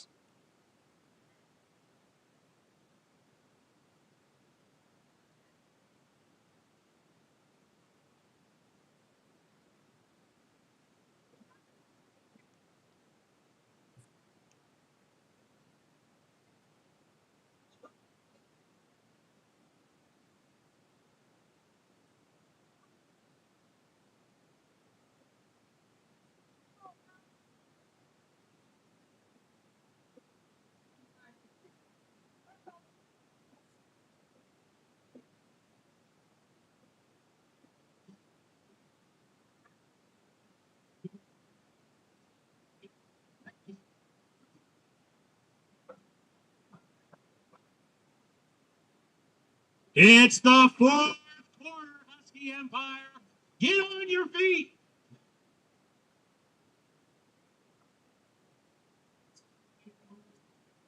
Mr. Hopple brings us into the fourth quarter. Star Wars theme in the back. I Gives don't us like a that one. gives us a laugh down the side of the press box. Here's 2nd and 8. Toss to the outside. Nice tackle there by the Huskies. It'll be 3rd and medium for Palmyra, deep in their own territory. Now, as much as I've been liking the aggressiveness from Jagani Robinson on the here at catch. quarterback, it feels like they got more yardage there with Roman at quarterback. We've seen, obviously, he's been more aggressive, been able to air it down the field. They're both in now this play. But we'll see here, 3rd and 6. Both quarterbacks saying expect trickery. What yardage would you say you go for it in this situation? If it's like 4th and 1, do you go for it? Nonetheless, here's 3rd and 6. Play action pass, looking over the middle. Picked off, going down the sideline. Touchdown, Huskies. Gavin Harrington. Penalty flag is thrown. I can't. That's what we like to call a lurk here in the business. NFL type play.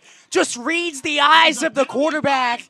We'll see what the penalty flag is on right now. This was thrown after the interception, so I believe this is Mifflin County's ball no matter what. Gavin Harrington play of the game. Easily.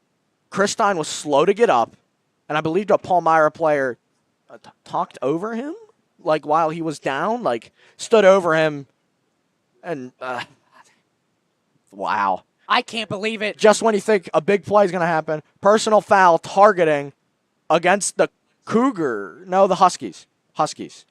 Personal foul targeting. We'll see against the Huskies. how that affects this.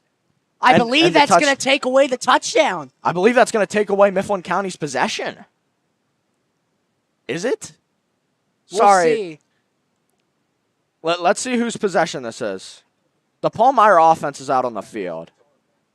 Mifflin County is going to maintain possession. No. They do not get oh, the yes, touchdown. it is. Yes, my apologies. Just That's- when you think you could have a clean play. Just Colston, when it gets any crazier. Colston, it's 11-11. 11-11 left in the clock. I wish for no more penalties. That's my wish. So the touchdown is erased, but still a big play there by Harrington puts Mifflin County in prime position here to try and score again. Look out. This is my bold prediction. Look out, deep ball, brother to brother. I like Lucas here. He saw on the sideline here. He's had a touchdown before, been able to juke out some defenders. They're going to start the 32. 1st and 10. Kaufman is the back. Kaufman is the back, like you said. Hartung, the quarterback. One-on-one at the far side of the field. Palmyra shows blitz. Handoff up the middle. Kaufman. Nice job by Palmyra to try and grab him down by the jersey. And now this is just a rugby scrum. Pushing and shoving. This is where things could get really chippy in the pile. Moves the pile. As I said, Kaufman here Palmyra 27. has got something. Kaufman, I feel like he's got something to play for. Injured on the first play of the game. It feels like every rush he's been able to push for some extra yardage. That's a gain of 5, exactly what you want. And they're at the 27 now. Your deep ball prediction was wrong. Palmyra stuffs the box once again. Here's 2nd and 5. Handoff. Kaufman tries and slips through. Unable to. Will lose a yard or two. And it's 3rd down and 7. Kaufman brought I gotta down for say loss here, by number I don't 77, like the Greg play Stoke. call. They've been loading the box. You saw it last play, and that play right up the middle again. 3rd down No change in and the play 8 call. at the It's 30. gonna lose them 3 yards. 3rd and 8 now instead of a 2nd and 5. Very manageable. Here is 3rd and 8 at the 30. Both teams have had big plays taken away by penalties. More so Mifflin County. Here comes 3rd and 8. 2 running backs in for Mifflin County, Hill and Kaufman. Palmyra shows pressure. They bring it. Hartung running for his life. Throws it away. Penalty flag thrown. Hartung slow to get up. He's been nursing that knee. Let's see. This is from the far back judge. This is usually where we would see either an intentional grounding, a holding, or a pass interference. It's referee, I believe, signaled holding. Let's see what it is. We'll see what the call is. Against the Cougars. That's a holding. Again, I believe that's a Palmyra. 10-yard penalty. And 1st down Huskies. We're going to take a look here. And that's the first one. I'm not so sure there's a penalty there. Because, I mean, at the end of the day, he's throwing it away. no, I thought if anything it was grounding on Hartung.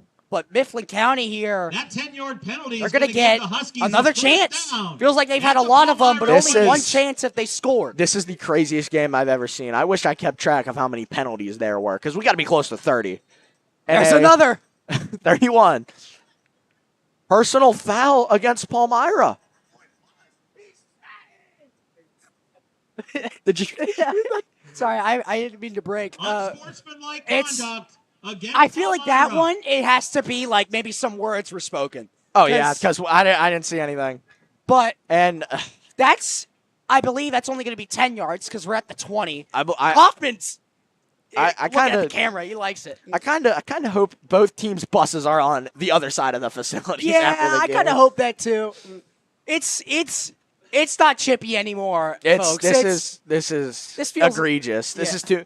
I'm all for some chippiness. You know that about me, Colson. I'm all for some physical. Smash mouth football, Exactly, you know. exactly. Where it'll be This is first too much. and I said goal this for about the a quarter Huskies ago. at the 10. This game, probably the longest one when it comes to time-wise. Christine in the backfield. 2 running backs. Quarterback keeper, Christine. Nowhere to go. He'll lose about 10, maybe more. He was trying, I believe, to throw Number that one 16, away Grace as the Christine, quarterback. was brought down Just for no a loss. chance to. And that's a massive play there for Palmyra on first down. You see the penalties here have been pushing them, back towards their And it's goal end to zone. go. It's goal to go. And that's a loss at 10 on a goal-to-go situation. So second A and goal, loss they of need 10 20. yards Let's on see the here play. again. It just seems like he's trying to get to the At edge. the 20. You see him, he's holding the ball like he's going to throw. 38 Just no chance for to get rid of it. Palmyra. Kyler Sparks has been a spark in this linebacker group. Here's second and goal from the 20. Palmyra looks like they're sending pressure. They do. Draw play. Kaufman. Why? I don't like that call. I don't. You see them sending pressure. Obviously, a draw play hasn't working, so I understand maybe that it would work. But they're crashing down. And we have Number 2 30, Huskies Brandon hurt. Kaufman, And that brought down Huskies and for a it's loss. hurt. Kaufman again. Oh, He's played his heart out tonight. injured on the first play. Some great, plays here down the stretch, and he's in pain. He's injured on possibly his last play of the night. He's Played. played. He's had the best clean emotion. Yeah. He has a chance to fight for it tonight. We're going to see him get up. He can't. He's trying to put pressure on it, and he can't. I'm going to give That's Kaufman a standing L. yeah. That hurts to see, especially since he's been so great tonight. Absolutely. Ever since he's came into the game, he's been, I think, the best player on the gridiron. What I will say here is, although Kaufman has been in, we haven't seen Strohecker here in a while. So we Something wonder. happened to Strohecker. That's what I'm thinking. Maybe something happened to Strohecker that he Something that- can't play. We might not have realized. Third string running back here, it's Hill, the sophomore, will come in for 3rd and 25. So we're getting a clock adjustment here. 3rd and goal from the 25. If you're Palmyra, you have to play deep. You can't, they did not try for the Third field goal down and from, I believe, the goal 17. at the 25. They're at the 25 right now. This is 3rd and goal, and it looks like Palmyra, once again, is playing press coverage. Risky call. We'll see which side does it pay off for. We'll see what Now, it's called. we have some severe banging on the press box. I got to kind of getting scared here. Start False against start the Huskies. against the Huskies. And the loudest sarcastic cheer of the night for Palmyra. This isn't only getting chippy on the field, it's getting chippy in the stands. And I'm not saying that, oh my God, 2 parents are fighting down at the field. No, it's just like the levels of sarcasm when it comes to penalty flags is Maybe getting out too of hand. much. But this is unheard of. 3rd and goal, but you need 30. The running back is Hill. Last year against Lower Dolphin, we had a 3rd and 40 in goal to go. Here's 3rd and 30. Hartung dropping back to pass, looking, rolling out, throwing it up way out of bounds, incomplete. Expect a flag for intentional grounding, and there it is. Penalty marker on the play. That might be the loudest cheer other than the touchdown for Palmyra tonight. Intentional grounding. So against Mifflin the County Huskies. here we've seen all night. They've had the opportunities to score, and plays like that where Palmyra has the speed to get to the quarterback. All of a sudden, it's 4th, and it's going to be 45. 4th and goal. Oh, no, this is going to go back even further. It's 4th and goal from midfield. It's 4th and goal. It's the punt unit. I can't put it another way. They start with great yardage to go. Not much yardage to go, and it's goal at the 49. Words I never thought I'd ever hear. 4th and goal from the 49. No matter how you put that, it's bad. Could we see a fake here? No, I'm just kidding. Colston, if there's a fake punt, here comes the Cougars running into the kicker. That one a high punt for Beamer. They're going to touch it. No flags. A little bit trigger happy. Nothing going on. Seems like it's been forever since we've seen the Palmyra offense. So we're going to get them back here. 7:54 left to go. Mifflin County leads by 2. It's getting chippy here late in the night. It's been chippy.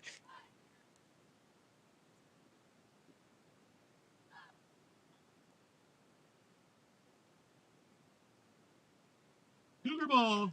First down and 10 at their own 35. Here's 1st and 10 for the Cougars at their own 35. This game, no matter who wins, has been one to remember. Maybe not for reasons that you want to, but here's 1st and 10. Man in motion. Watch out for the jet touch pass.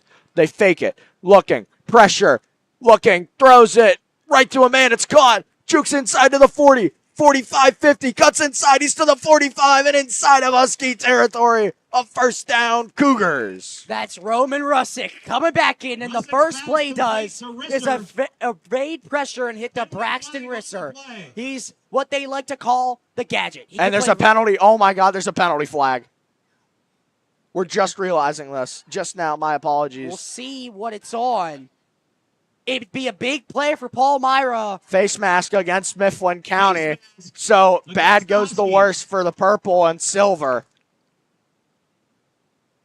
And, you know, on the press box side of the field, there's a lot of rumbling. I think there's an earthquake going. Not actually. I feel like this got to be a record for penalties. There's been a whole lot. Just to recap tonight, we honored Trent Hidley, Mifflin County's first world champion, 92 kilograms. 92 kilogram world champion. And in between that, a lot of penalties. Also, and now we're here. Also, homecoming king and queen announced. We'll get to that after this play. Man in motion. Handoff up the middle. Nice job by Mifflin County to slow him down. Still a nice fight for 2 or 3 yards. Our homecoming king and queen, our MCTV's own Evan Strohecker and Mackenzie Peachy. Congratulations to them, and congratulations to everybody on the homecoming court. I thought I was going to win. Not actually. I don't even want to hear it. I was actually runner-up for on the court. Not actually. Aiden Dobert got in there quick, what I'd like to say. Great, try for the shoestring tackle just to slow him down is a great play. It's only a gain of 2, and it's 2nd and 8. We are officially 7 minutes left to go. This quarter's been going on for what feels like forever. Dropping back to pass. Looking. Here comes the Huskies. Daubert right there. Steps up out of it. Penalty flag thrown. Gets about a gain of 1 or 2. And once again, you gotta laugh. You gotta laugh. This is getting incredible. Sorry. This is holding against Palmyra, and I believe I know exactly who it was. Number 51, Garrison Johnson. Excuse me. He's the freshman here getting his start there. And we're going to take a look here at 51. You could see I feel like it's clear. And he still got the tackle. The guy he was holding still got the tackle. Very impressive here. Penalties going left and right here. That's a loss of 10 yards for him. 2nd and 18 at the 36. If you had the over-under on penalties, I hope you'd pick over at this point. You may be cashing out with $1 million. Here's 2nd and 18 at Palmyra's own 35. I don't know how good their kicker is. I don't think they kick a whole lot. But here is 2nd and 18 at the 35. Play action. Nice fake. Cuts back inside. Nowhere to go, and the Huskies are all over it. Little bit of a push there at the end. I don't think that's enough for a flag. I think the refs got this one right. They're looking at the Russick scrambles and is brought sideline. down by Bray and Nothing Oren. called. Jared Kenny there at number 10 with a little bit of a push. I think you play until the whistle on that one a little later, but I don't think it's enough to justify a penalty. I think if this game didn't have a lot of pushing and shoving, I think that Lost might have been a two. penalty. But we've had it all night, and it's going to happen At there. the 37. 3rd and 20. Opportunities galore for both these offenses. Homecoming And court nothing right there. Sorry, continue. Continue. Yeah. But here's 3rd down and 18. The dog pound getting loud. The night before homecoming. Here come the Huskies looking deep down the field. Incomplete, overthrown. No flags. 4th down. Russick's pass You saw is there on the pass, incomplete. even that's getting a little bit chippy, a little bit pushing and shoving. Intended for Risser. But 4th and 20, 4th down and and it's 20 for Palmyra. 4th and 20, it's not really a spot where you can kick the field goal. It's not really a spot where you can punt it. I expect them to go for it. You're down by 2. 5.5 minutes left. Russick is back on the field. Look out for a cover 6, cover 4. Just play deep if you're Mifflin County. Guard the sticks. Here is 4th down and 20. Receiver Dropping back to pass. Looking. Gonna go deep one-on-one intended for Hartung. Way overthrown. Never a doubt. Mifflin County forces the Russick's pass turnover. intended for Speck is Talon incomplete. Speck, Lucas Hartung. It's been the matchup County all takes night, over, 1st and the 10 third at try 37. is still strapped. 5:29. Opportunities galore. Feels like nothing scored. Mifflin County gets the ball back with a chance to strike. 8-6 is still our score. All of the points have came in a 4-play span. The touchdown, I'm 2-point conversion. 2-point conversion, off the kick. kickoff, and then the rushing touchdown. All 14 of the points have been scored in a 4-play span.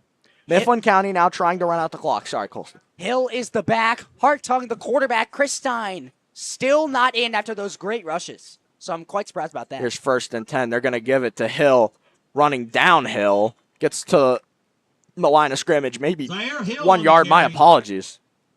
I feel like you got to stop 8 on trying 1. those inside runs. 2nd Because down as the and time 9. as the game has went on, it has been working less and less. Halfback draw maybe has been working, a little bit more efficiently. But it feels like even in this second half, especially this 4th quarter, they've went away from that. Well, they got to run the ball here. They're up by 2 with 5 minutes left. That's a lot of time, but at the same time, it's not in this game. Here's 2nd down and 10 officially. Hartung trips to the far side. Beamer one-on-one at the near side at the bottom of your screen. Taking his time. Hartung, 3 to get the play off. Handoff. Hill, nowhere. Just once again, I just don't like the Number play call. 23, Zaire Hill Just brought down right for a up the loss. middle, and you see that Palmyra's been sending the blitz all night. If you're going to pass it, obviously Hartung here is injured, but you have to try and air it out at some point. Exactly. But I get why they run it. They're That running the loss clock. We will are give the Huskies under a 4 third minutes. down Or and we 16 whenever Mifflin County snaps at the this, we're going to be 31. under 4 minutes to play. Presuming they snap it with 4 minutes or less, or 4 seconds. Sorry, it's been a long night. 4 seconds or less left on the play clock. It's trips to the far side. Huskies have no more timeouts. They need to get the play off to avoid the delay of game. 4 minutes officially. Dropping back to pass. Hartung stepping up, looking deep down the field. Lucas Hartung with the catch of a lifetime. He mossed him. It's the brother-to-brother connection. What did I say? You put it up for your brother. You air it out, and there's no other way to put it. You got mossed. Ba-na-na, ba-na-na. Welcome to Sports Center Top 10. Lucas Hartung. Look at the replay. I can't even. 3rd and 16. We've had a 4th and 16. Welcome to 3rd and 16. We can get second. Don't know how about first, but that once again runs the play clock. Mifflin County. Wow, what a catch. Lucas What a Hartung. catch. I can't believe it. Here comes 1st and 10. Toss play outside the hill. Cuts back inside. He'll get to the line. The offensive line, the big boys up front pushing for 3 yards. The ball comes out. Palmyra thinks. Does see. Palmyra have it? Mifflin County has the ball. Palmyra cannot believe what they are seeing. This game's been crazy. I can't believe it. I'm not going to lie. It looks like it's Palmyra has the ball. Mifflin County has it. Second down. I can't imagine a better ending. I'm not gonna lie. Absolute cinema. Is the only Absolute thing I cinema. can say. We're going to be around 3 minutes whenever Hartung snaps this ball. Trips to the far side once again. Hill the back. Palmyra stacking the box here on 2nd and 9. Dropping back. Roll out pass. Looking. Hartung looking. Has his brother off his hands and incomplete out of bounds. Stops the clock. 2:58 left. 3rd and 9. You have some good plays and you have some bad plays. Hartung there, obviously, 30-16. Why not go up and catch it? That play there, he's got a little bit of room, but you can't look downfield without catching the ball. Well, he was going to get rocked if he caught that. 3rd and 9. Stops the clock. Less than 3 minutes left to go. 2:58 exactly. 8-6 is our score. We got ourselves a nail biter at Kishbank Field. We'll see what Hartung 5 to get has the dialed playoff. up. They got to hurry. No timeouts left. We'll see 4, what- 3, Hartung, gun, 2 receivers each side, dropping back. Here comes the Cougars. Down he goes. And just there's no other way to put it. Nobody blocked him. Timeout, I believe, Palmyra. Did Palmyra call? I think Palmyra officials Hartung timeout. is sacked at midfield. We'll see. Did the timeout come before or after the play?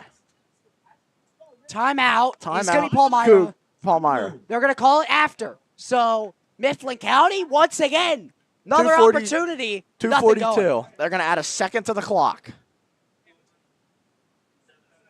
Oh, 2:47. They're going to add 6 seconds. My apologies.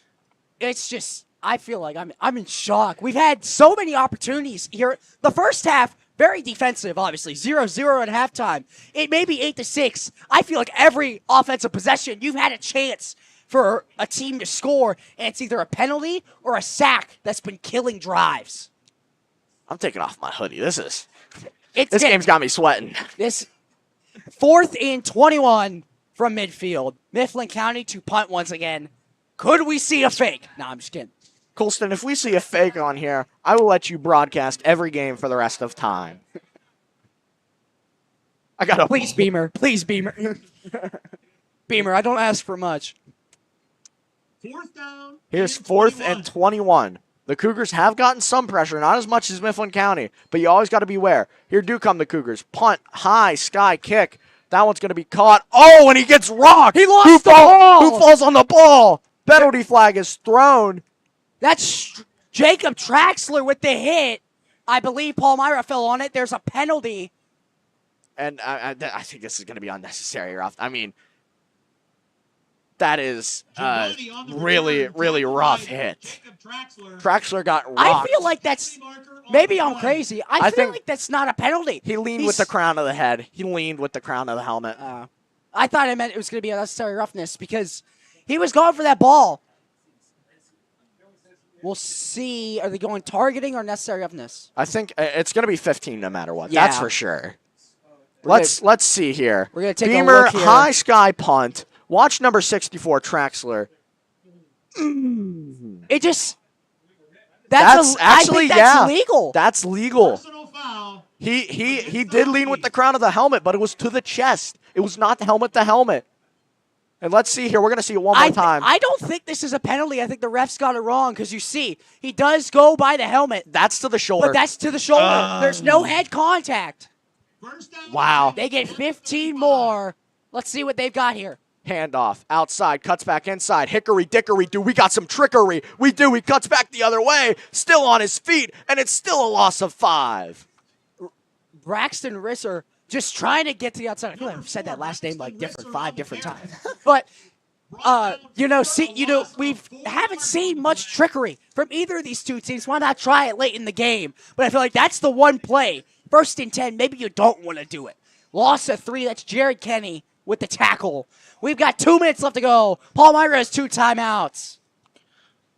Trips to the near side. Palmyra has a big 80-plus yard touchdown play. Do they have one more in them? Looking, surveying, stepping up, gets hit, is thrown, incomplete. Nobody in the area. It'll be 3rd down and 13. What I like to see there, Chris Stein He was trying to dive for that ball, just a little bit of a trip. Maybe if he doesn't fall, could be an interception. I think that's still a diving interception right at midfield. I don't think he really. Chris Stein's a great guy. I know him from baseball. I don't think he reels that in. That's tough for an NFL safety to make that catch. 3rd and 13 from the 32. Let's see what they've got cooking up here in the lab. Trips to the far side of the field, one-on-one at the near side. Dropping back to pass, looking, has time, comeback route, caught, open, first down, Cougars. Inside of 2 minutes now, a minute 45. Complete to Speck. Talon Speck has been the favorite target here all night. Did Palmyra call a timeout? Or no, wait. Clock stops whenever it's first down in high school. Sorry, I forgot. Talon Speck here is favorite target. Just trying to get him once again, and it does there. Clock is running. 144. Dropping back. Looking. Has a lot of time. Airing it out deep. Hartong's the nearest defender. Overthrown for Hartong. Looked like Hartong was a receiver on that one. You just see there the deep ball, trying to get something dialed up. They've been trying Hartong all night, and I gotta say, feels like he's been the best player for the Huskies. So incomplete leads to 2nd and 10 from the 49. He's been pivotal here on this defensive front. We've had 2 straight low-scoring games for Palmyra. They're trying to go 2-0 in them. We apologize here. We apologize 3rd and here. 10. We've had a little technical difficulties over the last couple minutes. The internet doesn't know what to do. It's pumped. Here's 3rd and 10. Dropping back to pass. Here come the Huskies, bringing 4. Throw over the middle. Nobody within the area. Penalty flag once again thrown. I feel like this might be on Mifflin County. Timeout by the officials. We'll see. Holding against Palmyra as the original signal. It would either be 3rd and 20 I or decline 4th and this. 10. I decline this. If I'm Coach Breon, I decline this. It's 4th and 10. Palmyra does have 2 timeouts, so they decline it. They're going to decline the penalty. This possibly is the game. No, this is the game. 4th and 10. 8-6 is your score. It's been chippy all night. This is for the game. 2 and 3 versus 2 and 3. Mifflin County to end the slide. You think Possibly. Palmyra might call timeout here just to make sure everything's right. They aren't. 15 on the play clock. Trips to the far side. Huskies have 4 down linemen. One-on-one at the bottom of your screen. This is the game. Pressure for Mifflin County. Gonna go deep for it all. Picked off by Lucas Hartung. Penalty flag is thrown at the line of scrimmage. Once again, oh my goodness. Lucas Hartung has picked this off. It's going to be holding against the Cougars. This will be declined. Mifflin County has the ball. I can't. Who else? Feels like he's been doing it all day. One-on-one coverage. He can moss somebody on one side and pick somebody off on the other. Number 24, who needs Chase Hartung when you've got Lucas Hartung? Right there was the holding on Kenny. Overthrown right into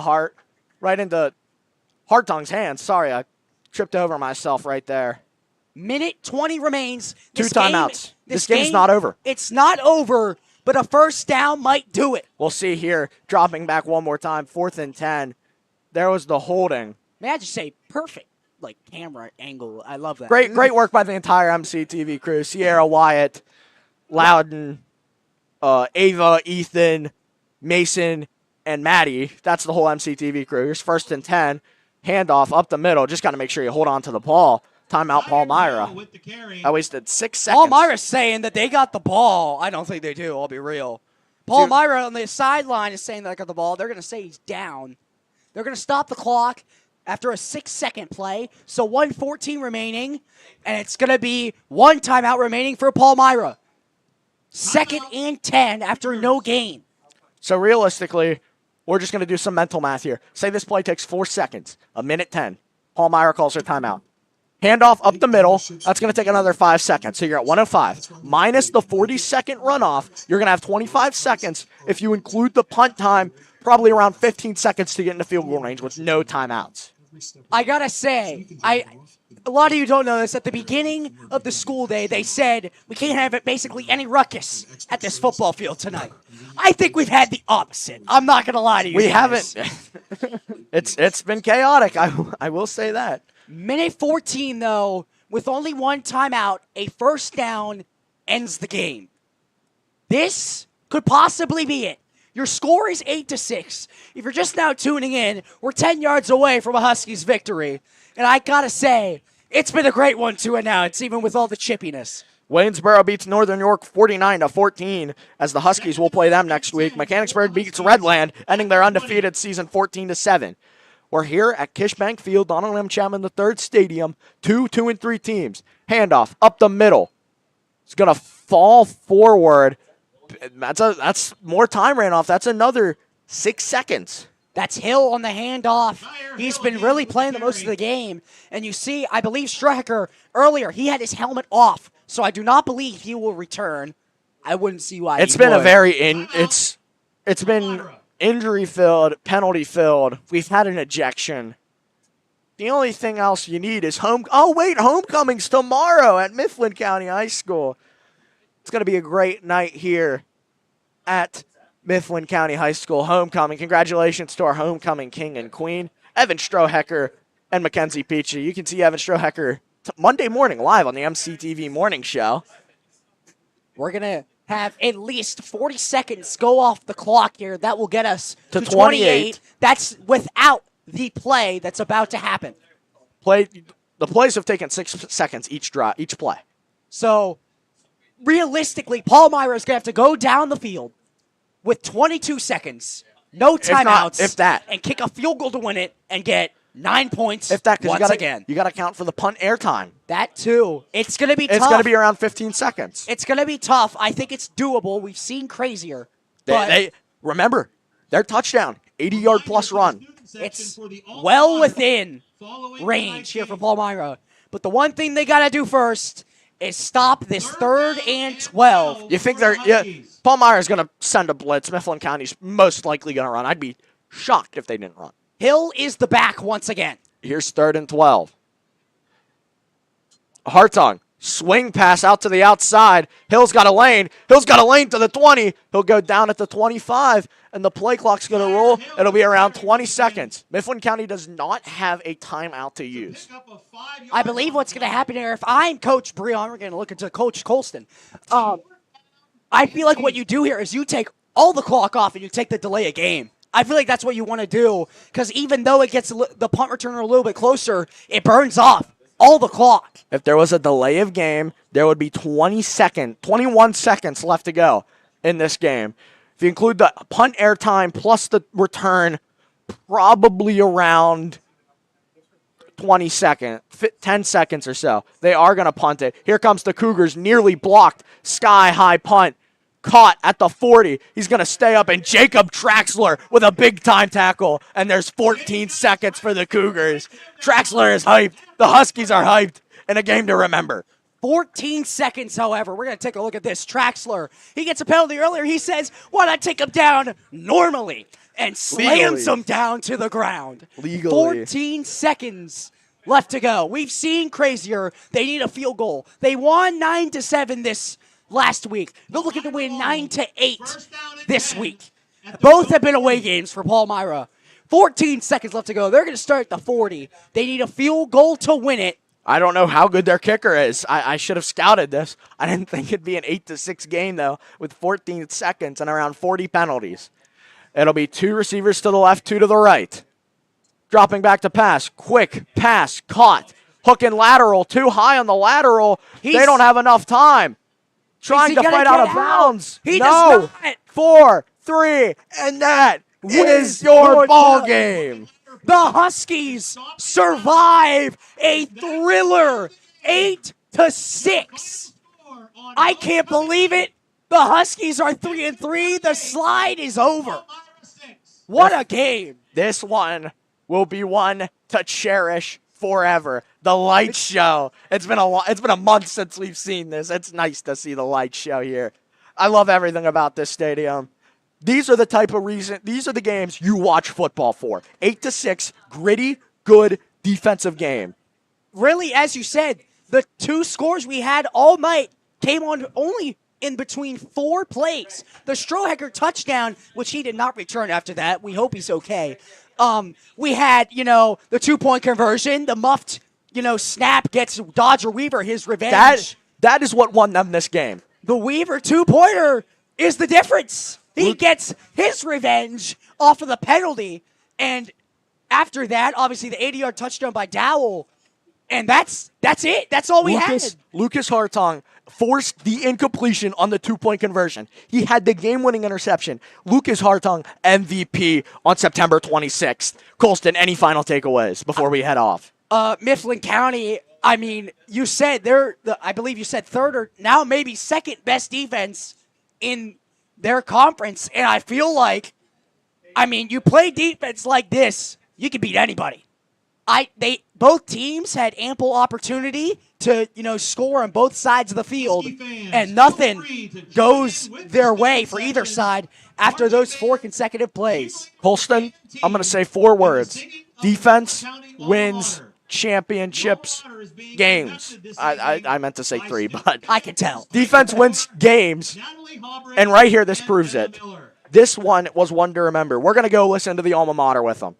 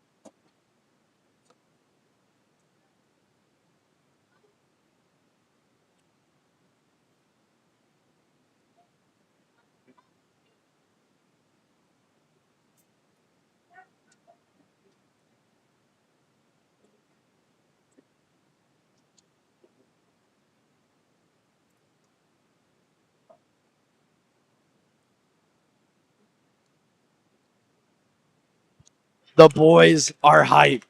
This one will be one to remember for ages. Mifflin County will play Waynesboro, who dropped 50 in a week's time. Our next broadcast, Monday night, our girls field hockey team takes on a District 6 rival in the State College Little Lions. We thank you all for watching us. We wish you guys a safe night, a safe weekend. We will see you Monday night for girls field hockey. Colston, any last goodbyes? The Cougars here, obviously, 6 points, not what you want to come off of, especially you've had 2 straight games, even though you won the last one. 6 and 9 points, that's nice. Obviously not what you want to, have for 2 games. Combined 15 points, that's not what the opponents had, obviously, for most of the games. So that will do it. Palmyra will fall to 2-4 coming off the win. The Huskies' slide is over. Losing 3 straight. Win tonight. They're going to improve to 3-3. As you said, Mifflin County is going to head to Waynesboro next week, and Palmyra is going to be home against Lower Dolphin. That's going to be a good game. I'd like to thank everybody part of our MCTV crew. Sierra, Wyatt, Loudon, Ava, Ethan, Maddie, and, don't tell me the last one. I'm so sorry. Mason, thank you. I didn't say it. Why are you saying thank you? I'd like to thank everybody part of the MCTV crew. Without them, none of this is possible. This one is going to be a one to remember. If you're going to homecoming, stay safe. We wish you guys a great homecoming. Penn State Whiteouts tomorrow. I'm looking forward to that. But we wish you guys a safe and a great weekend. Godspeed.